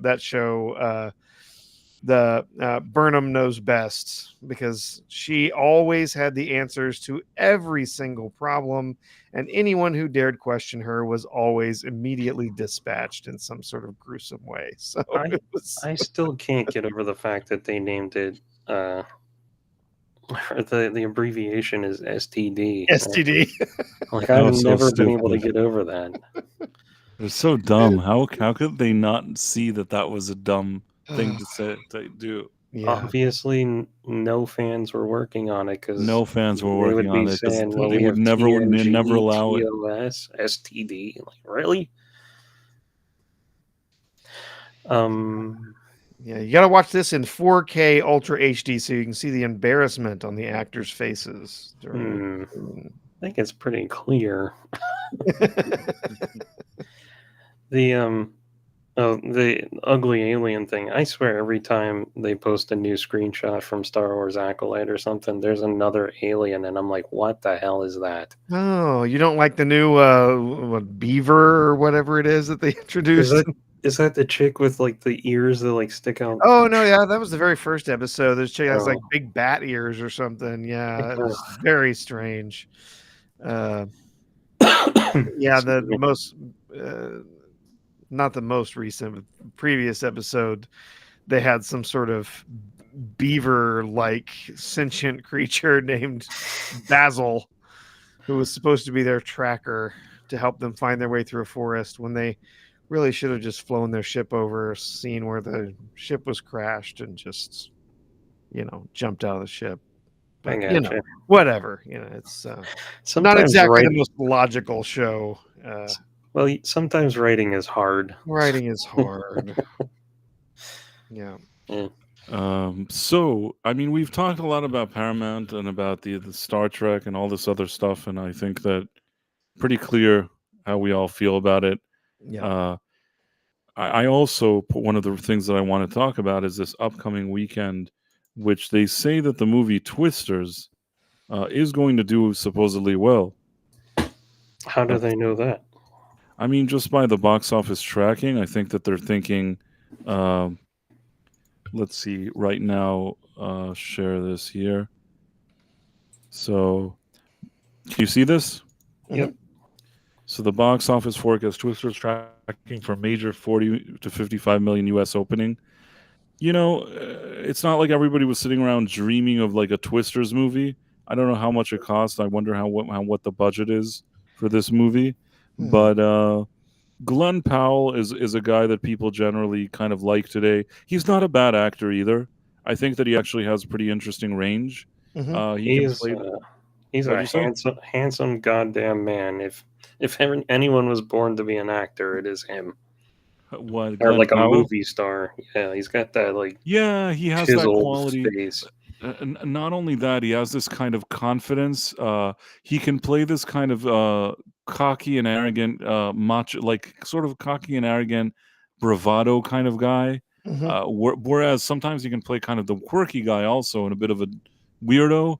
And he can kind of go back and forth between them. There was this movie on Netflix, surprisingly, Hitman. uh, Hitman, which surprisingly for a Netflix movie, it really showed his range. I thought that like you Hmm. could really tell what kind of acting this guy could do, and I was really impressed. I mean, I've seen him in other stuff, but I really felt that that movie highlighted how he can go from being this kind of loser to being more like confident and cool. And he just kind of at a drop of a dime, he shifts from one thing to another. And I think that in this movie, based on what we see in the trailers, he comes off as this kind of overconfident male kind of guy that walks around with these tornadoes and whatever. It looks like a good fit. Uh, I mean, I'm not saying that like it's my dream to watch a sequel to Twister, or anything like that. It doesn't look terrible. You know what I mean? Mhm. Maybe it's halfway decent, this movie. Hmm. Yeah. It seems like it could be fun. I mean, I don't. I may go there just because I like to review movies. Maybe I'll go watch it. It's not on the top of my list normally, but it doesn't look like a bad time at the movies. Like everything I've seen until now makes it seem like maybe it'll be interesting. Hmm. Yeah. It's also not like such an IP. Like, oh, they're ruining all the Exactly. Yeah. lore. They're ruining the lore. Like there's no lore to learn. They're I ruined. There don't was like a know. tornado. Now there's two tornadoes. They better not ruin Bill Paxton's character. Yeah. I mean, there's not much they could do with his character at this point, so I think that it would be really difficult for them. Maybe if they ruined it, that would be really crappy. But I feel like there's no way they could ruin that. Was Helen Hunt in this? In the first one. Yeah. I don't think she's in this one though. I hope I not. don't know. I I've never really understood like the phenomena of Helen Hunt. She's not really the best actress. I feel like she was overrated as an actress. And at the same time, when I look at her, she's not necessarily like you say, well, she can act, but But God, she's hot. yes. So like you think to yourself, so wait a second, so she doesn't fall under the category of like, oh, she's so hot, and she's not necessarily like the best actress ever. And then you think to yourself, so what's really her selling point here? Why would there were years that she sure got cast in a lot of movies, and I wonder like what did she bring to the table? I don't know, but Midnight's Edge After Dark is calling you out. He is. Yeah, the main dude is playing Paxton's son too, I believe. Okay. Yeah. Is he supposed to Oh, be Paxton Owens? In the Yeah. the main dude is playing Paxton's sons too. Yeah. I did not know that. Didn't know that. Anyhow, big hello to Midnight's Edge After Dark, which is Tom Connors. Yeah. Hey there, Tom. Did you Always great to see him here. did you ever go ride at Universal Studios back in the day.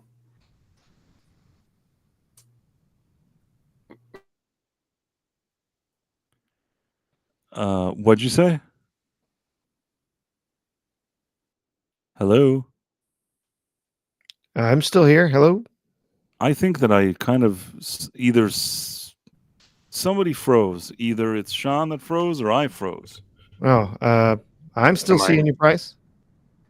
Anyhow, I was There's Sean. giving a big shout out to Midnight's Edge After Dark, and I was really happy that he was here. Hey, Tom, how's it Yeah. going? We're always happy when Tom visits us. And Did yeah, I I didn't freeze? know he plays his son. So I learned something every day.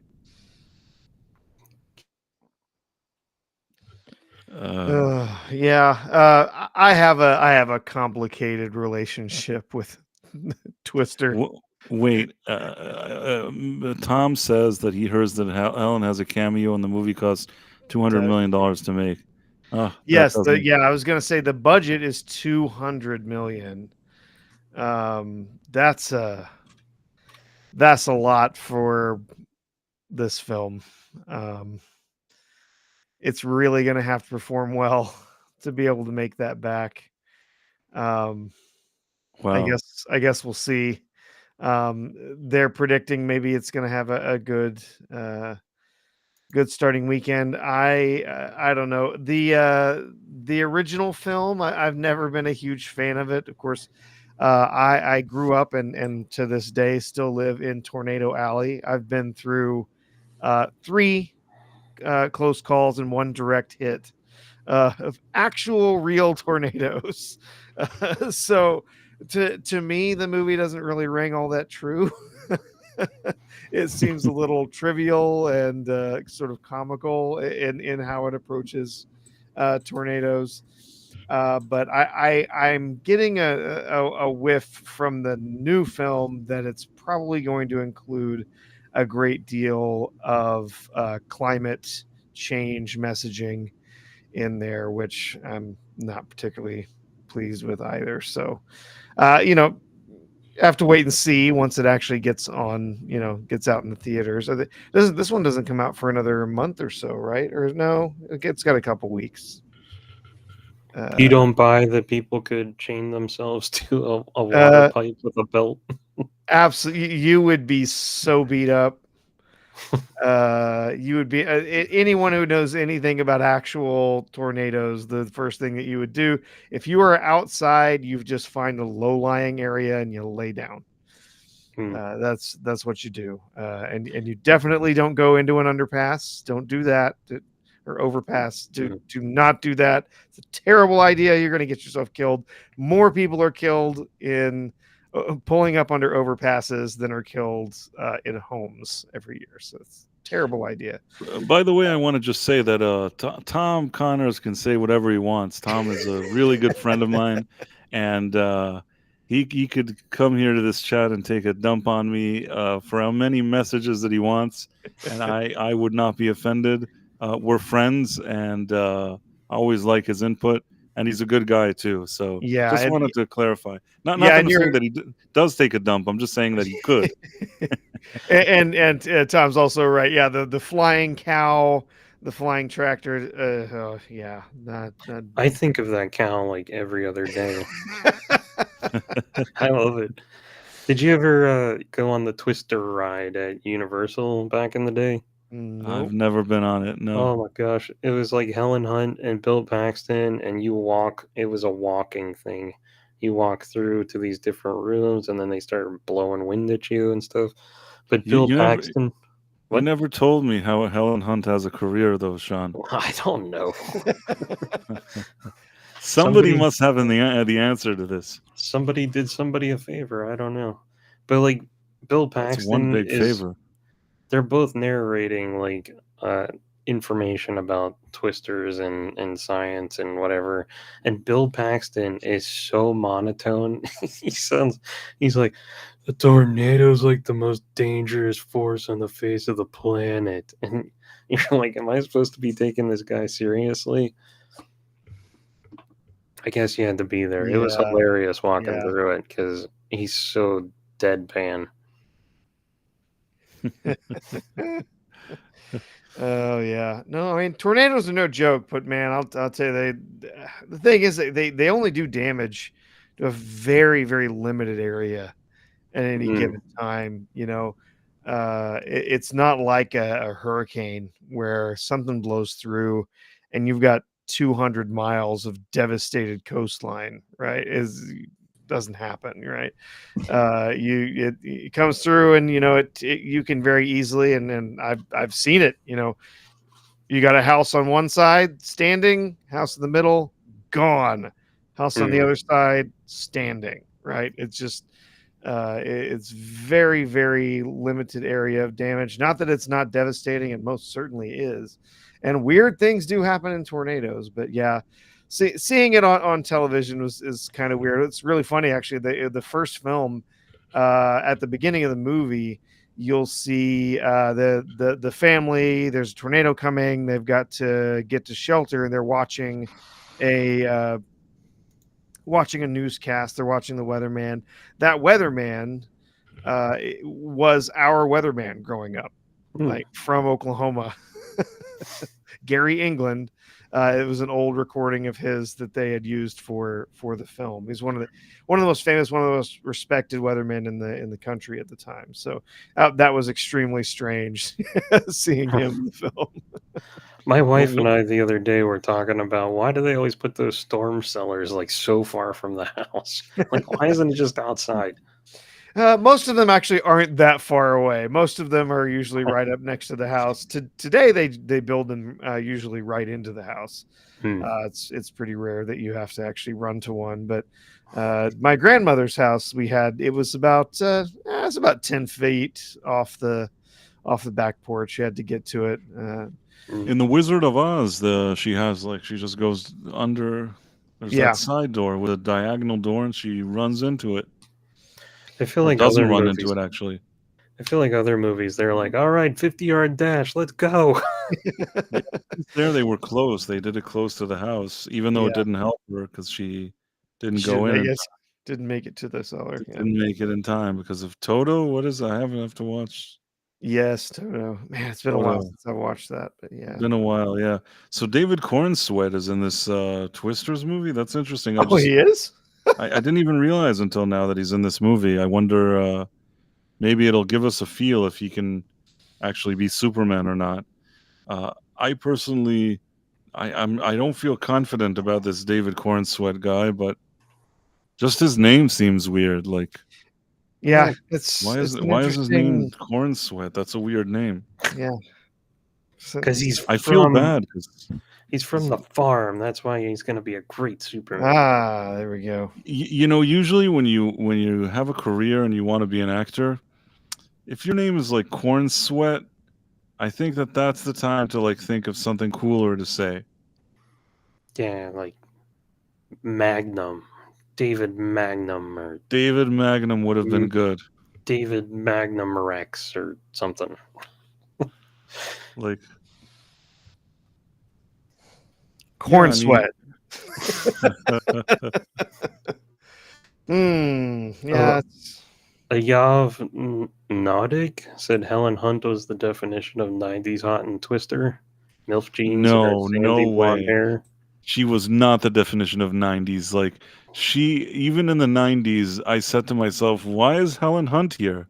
You know what I mean? Like, it's not like today I'm like looking back and like in retrospect and thinking, I don't understand how they cast her at the time. No, while I was watching the movie, I would say to the person next to me, I don't know how they cast her in this. In real time, I was saying, like, as the movie was rolling, I'm like, man, couldn't they get a hotter actress for this thing? I mean, it's not that important. She's just running around in some tornado. There were women that looked nice in the 90s. Sure. Was like Sharon Stone not available? Probably. Yeah.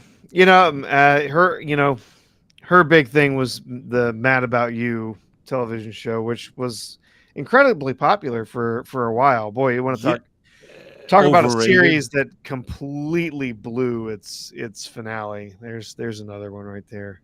Yeah. Feel like I never watched that finale because I wasn't a regular. I used to watch some episodes of that if it was like after a show that I actually did like and it somehow aired and I was forced to watch it.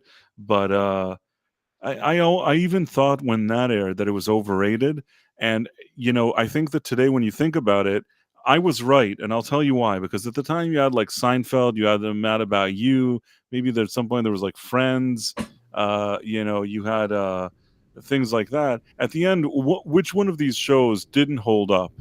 Meaning, like, I'm not a huge fan of Friends, but I have to admit that people still watch it today. There does have a following. Seinfeld certainly has a following. What happened with Mad About You? I don't see people like binging and sitting around watching like Mad About You all day.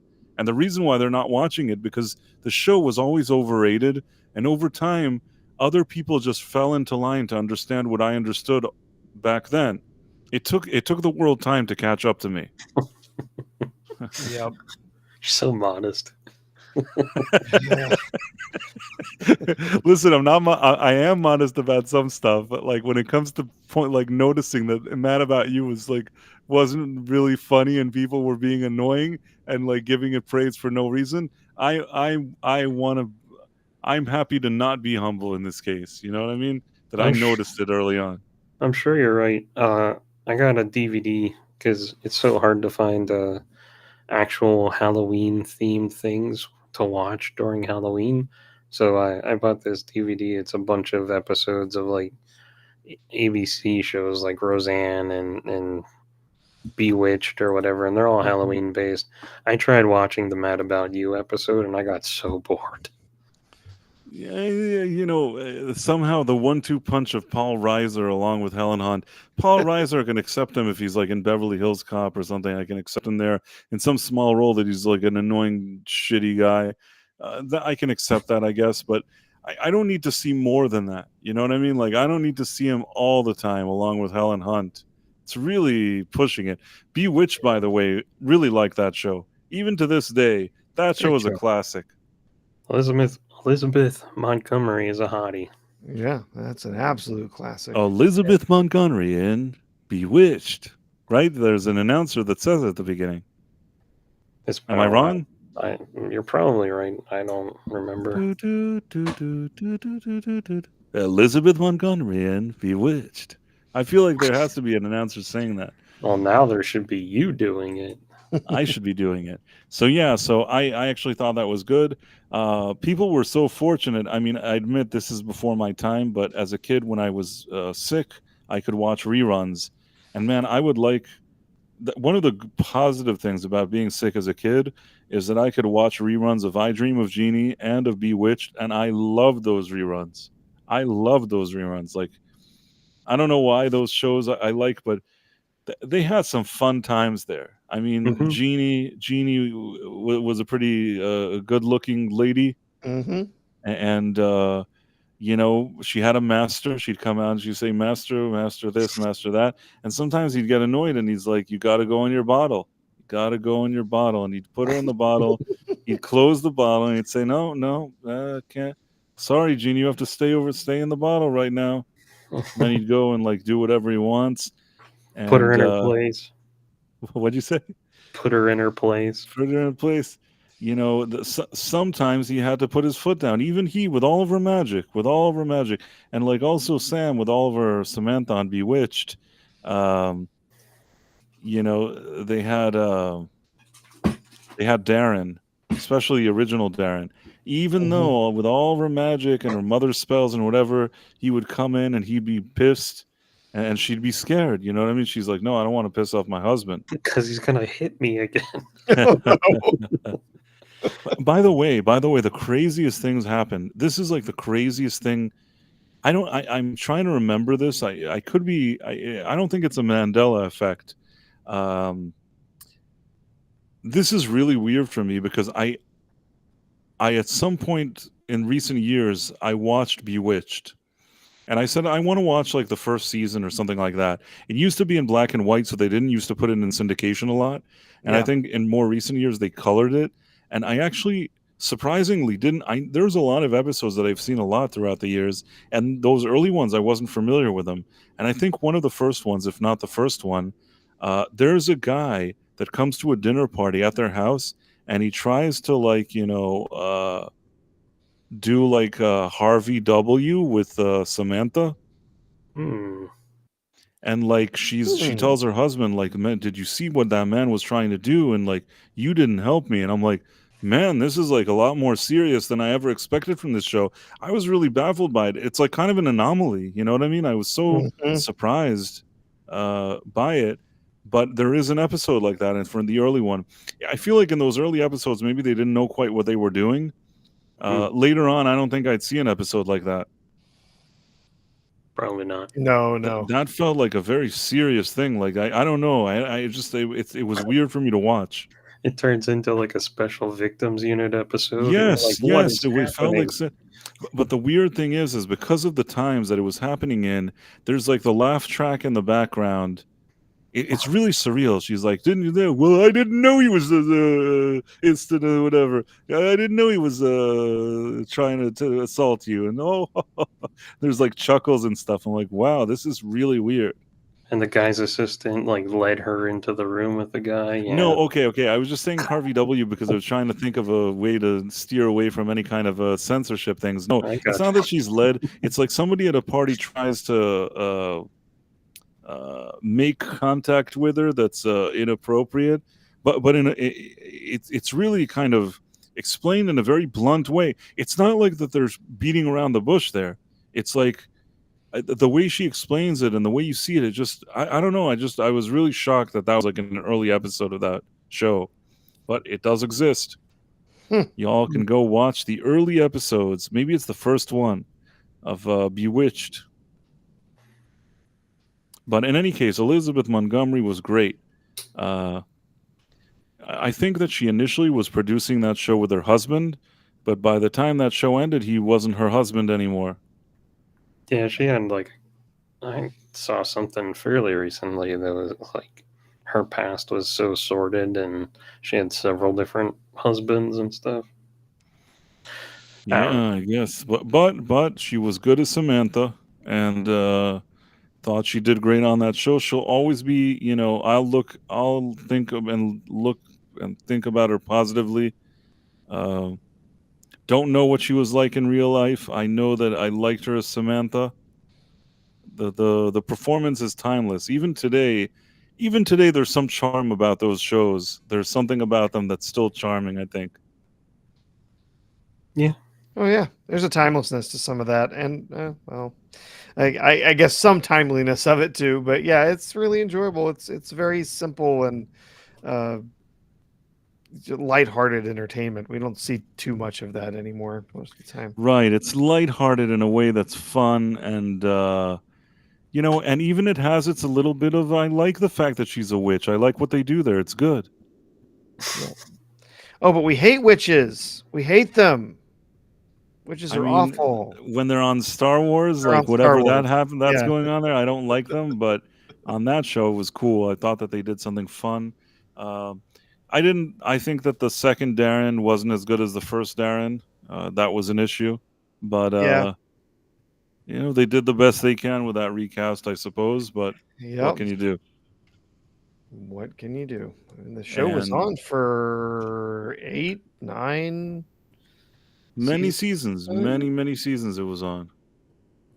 Yeah. I just want to point out Emperor's NM when you were mentioning Corn Sweat's name. He said slightly better than Corn Smut, and that made me laugh.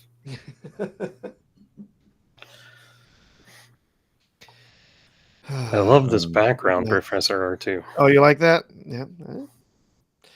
Thank you. Mine is just a shambles as I try to reorganize. You don't want to see what this real room looks like. Yeah. Hold on one. There. I see. I'm looking at entertainment news, and it's all kind of filled up now with that debate. I didn't watch the debate. Yep. Oh.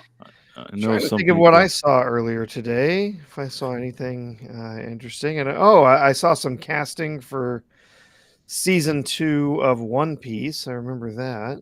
Who did they cast?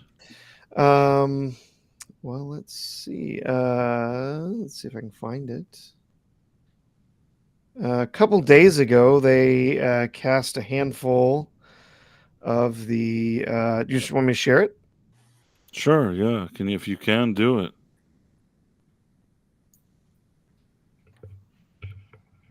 Let's see. Is that the right tab? There we go. So there we've got. Oh, that guy. Yeah, that guy from what was the recent movie that he did? The horror movie. Late Night with the Devil. I've Yes, Late Night with the been Devil. meaning to watch that. Yeah, so I don't know how much you guys enjoyed this show. I loved this show. I thought this was an incredibly excellent adaptation of the One Piece. I've watched some of the anime, not all of it, but I really enjoyed it, and my family really enjoyed watching the adaptation with my family too. They liked the live action one. So here's a few of the characters that they've casted. This one's actually from a couple days ago. Where they cast. I really liked One Piece. Yeah, I thought that was Yeah, good. I enjoyed it. cast a few of the characters, so it looks like they're definitely going to be moving ahead with the storyline, where they're going to get to the next kingdom, where they kind of help. There's a rebellion going on, and they have to kind of help the princess that's part of that rebellion, and the group that's kind of destabilizing the country, Baroque Works. So that's clearly where they're going to be moving with this next season. I'm curious as to how many episodes they'll get, if they'll get 10 or I less. think they're gonna get a lot of episodes because Netflix is gonna want a lot of episodes. The first season was a surprise runaway hit. I Yeah, think it Netflix is gonna want more. Is it this blew up. So hopefully they're going to stick with it for a while. It makes me extremely frustrated when I think about Netflix and how many of their shows that really have found a great audience, they didn't keep growing, and so they dumped the show, right? So I hope they stick with this one for a while, because it really was an excellent This one adaptation. feels like it was such a kind of juggernaut success, is that it kind of, unless this second season drops to like 3 viewers, I think that there's something to build on here, which is great. Yeah. is this one of those ones that the creator was like, "No, you're not changing it"? Yes, the creator, Ichiro Oda, he was very, very involved with the creation, and even involved with the casting of the characters. Hmm. And so, yeah, he was very, very involved, and so he's essentially said, No, I'm keeping this, you know, consistent with my vision." And definitely, there have been changes. If you've seen the anime, the changes are definitely there, but I think for the most part they're completely understandable, and some of them maybe even slight improvements, getting the story, just moving and being told quickly. Because they have so few. One Piece has like 1,000 some odd episodes. They're not going to get that many episodes on On Netflix. live action, yeah. There's no way that's ever going to happen. So having to compress the story down and tell that story more economically, and with fewer actors too, they've got to keep the costs down where they can. But I think they did a really great job with it. So they had these four that got cast, and then they had some other major characters that were cast here. Look at those rugged men being cast in a television show. What do you know? Not a bunch of weak jaws. And let's see. Yeah, Smoker. Oh, yeah, I can see that one. Yeah. Another thing that I guess people are talking about is Quiet Place. I'm sorry. I know I'm going to be a douche here. I watched the first Quiet Place. It was fine. I didn't feel like I ever wanted to watch any more Quiet Place. I feel Nope. like that movie was interesting. It was nice to watch that first one. It had an interesting, flawed, but interesting concept. It was ridiculous, but somehow you suspend disbelief. You're willing to accept it for one movie and just say, okay, it was kind of gimmicky and not poorly done. I like Emily Blunt. I'll let it slide. then they're like, well, what don't you want to see a sequel to that? No, I don't. Like, I don't want to see a sequel. Don't you want to see a prequel to know how they got to the point where the first movie? No, I don't. I don't want any of this. I think you should take all these ideas that you just thought of and shove them up your ass. I had to sit through the second one at my old job, and I hated it. I had so many issues with it. I couldn't get to the second one. It was like, it was enough. Like, why would I want more of this? I watched it and it was dumb. And again, interesting, gimmicky. I could accept one of them. That's it. That's the shelf life of this movie. One and done. What now? Now I need to learn how they became quiet. Well, even Whatever. in the second one, it starts with like the invasion or whatever. They're running from a baseball field, Enough and then already. and I was actually Nonsense. walking around today thinking, if I was actually going to watch these movies, would I have to watch them all backwards? Because they just keep going prequel to prequel to prequel. You know, the second one's like a It's partial like that prequel, Seinfeld episode and where then the scenes are in reverse. So that's how you have to watch this stupid series, I guess. I guess you need like a fan edit that's like 6 hours long that puts everything in the correct order. I guess so. And yeah, Yeah, I've never seen anything more than the first one, and I'll be honest, I don't really even remember it that much. I'm not a fan of horror, and it didn't land with me. you know, I'm not even sure I remember what happened for the whole movie. I remember that they had to be quiet or else these Yeah, weird aliens would kill yeah. them. And it's fine to watch something like that for one movie. I have a more favorable view of horror. I don't watch every horror movie and I don't love it necessarily, but there are some classic horror movies that I like and I don't hate the genre. If it's done well, I can appreciate it. I think that A Quiet Place for that kind of movie was relatively interesting in that it brought kind of an interesting idea, but not one that I want to see forever. Sometimes you just got to leave well enough alone. Yeah, I mean, not every movie needs a sequel or two prequels, Right. or it's sometimes you get one good movie and you run with Somebody's saying this is part 3. Yeah, that's what I said. This is the third one. Yeah. But is it a third one? Is it a prequel or is it a It's a sequel? prequel. It's I another think. prequel. No, screw yeah. that. Screw Yeah. that. You can go watch that movie and tell me if you liked it. I'm not wasting my time on this crap. Yeah. That's Sorry. the thing with horror franchises, though, or horror movies. If it's good, they're gonna run it into the ground, and then they'll probably do the trope that I can't stand at the end, or the last gotcha, and then they roll the credits. Mhm. There's a lot of tropes that Yeah. like. I'm not like the huge. I like horror movies. I usually watch a decent amount of them, but like I have so many problems with the genre overall. Yeah, I guess. And then, just to start wrapping up our stream here, I guess I wanted to just touch upon, and I think we talked about it a little last time, but I continue to see that I believe, let me see if I saw something today that was interesting. I think Stellar Blade continues to do really well. That's good. Yeah. Like, keep Did they uncensor it? I've been out of the loop for a little bit. they sort of uncensored it. I mean, they kept most of the stuff, but there are still some things that I think people noticed that were removed or that were in earlier versions that then weren't. But I think that overall, they at least kept like the most of the spirit of the game. Most of the booty. Yeah, and apparently, I don't know. I keep seeing this that it sold over 1 million copies on PS5, but the PC version hangs in the balance. I don't know why porting it to the PC has become some kind of issue, but Yeah, I think it might have to do some with maybe some of the Sony's investment in Shift Up in making making the initial title and being the publisher.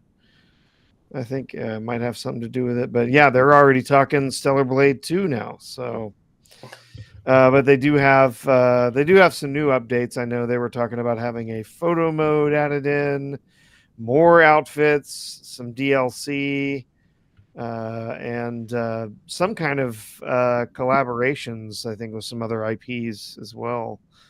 But yeah, they're already saying, yeah, we're ramping up on the sequel. So And Yeah, then I mean, they'll make the girl look like the Horizon Zero Dawn sequel with the square oh no, jaw. honestly, I don't worry about that too much. If you've seen anything that this particular company and the CEO of this company has had to say, I think he's more than happy to have some to get the kind of attention he's been getting for having a hot woman in his Mm. game. and I Uh, love the fact that there's a hot woman and it's succeeding, and then like these kind of mainstream media outlets, whatever, they're all like melting down. yeah, Uh, yeah, because at the end you put a woman, people like her, and she looks good, and people want to play the yeah, game.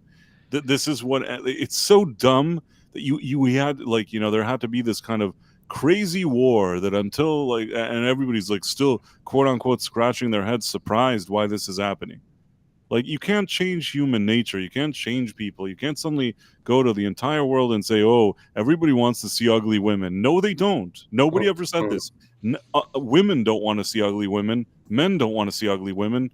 Uh, I don't even think that ugly women want to see ugly women. There's Mm. literally nobody that wants to see yeah. ugly women.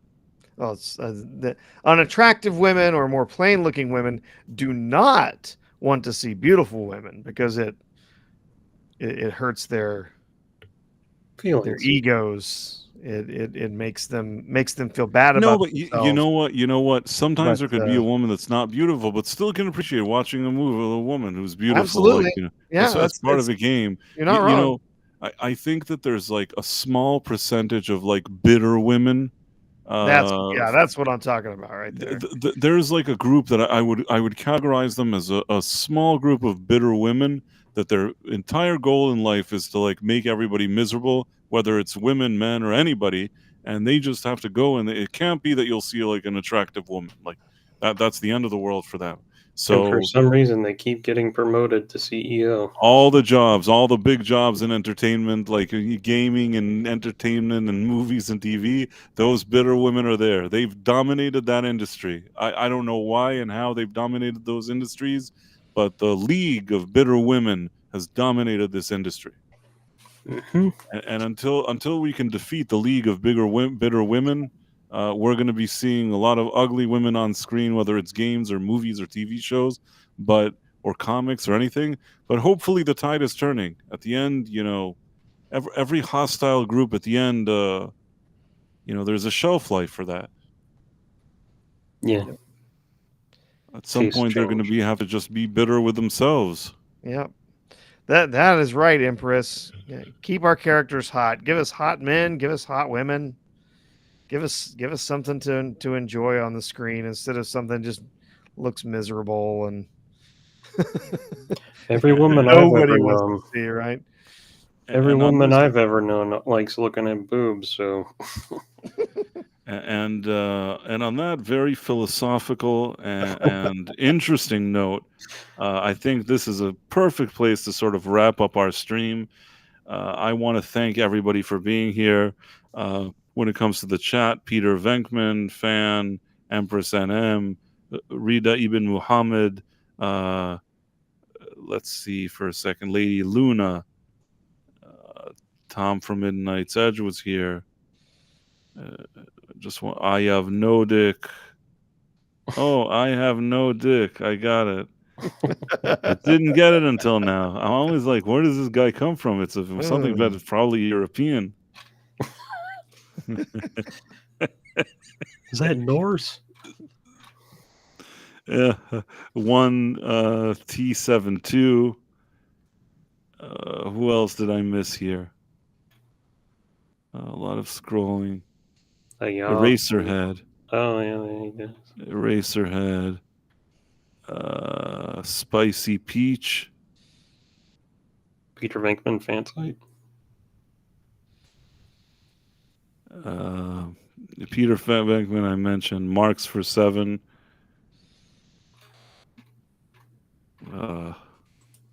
Okay, I think we got and Mur Rockstra.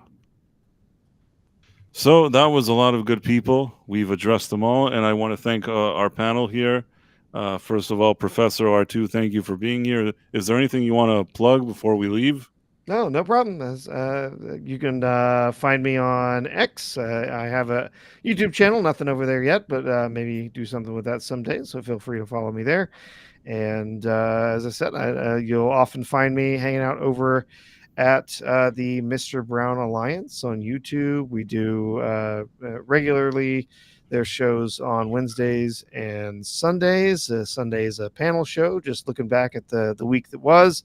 And on Wednesdays, we're usually reviewing some kind of media. Right now, we've been going over The Acolyte, although this week, because of some scheduling conflicts, we'll be looking at this week's episode of The Acolyte tomorrow on Friday. So, yeah, take a look over there. Oh, awesome. And Sean, is there anything you want to plug? Just stickers on Etsy, realseancrumelart.etsy.com. realseancrumelart.etsy.com. Mm-hmm. Wait, you know what? I want to show you just some of the technology we have here at Price of Reason Studios. Are you ready? I'm scared. Okay, give me a second here. Prepare. You should talk. Prepare to be amazed. Also, I might stream on Sunday since I have a day off. Me and my friend hang out and we just talk nonsense about comics or movies or whatever. And I'm still trying to figure out what to do for a next video on the channel. So if you have any suggestions, find me on Twitter. Okay. Are you ready to to be blown away? Still scared. Hold on to your seat. Okay.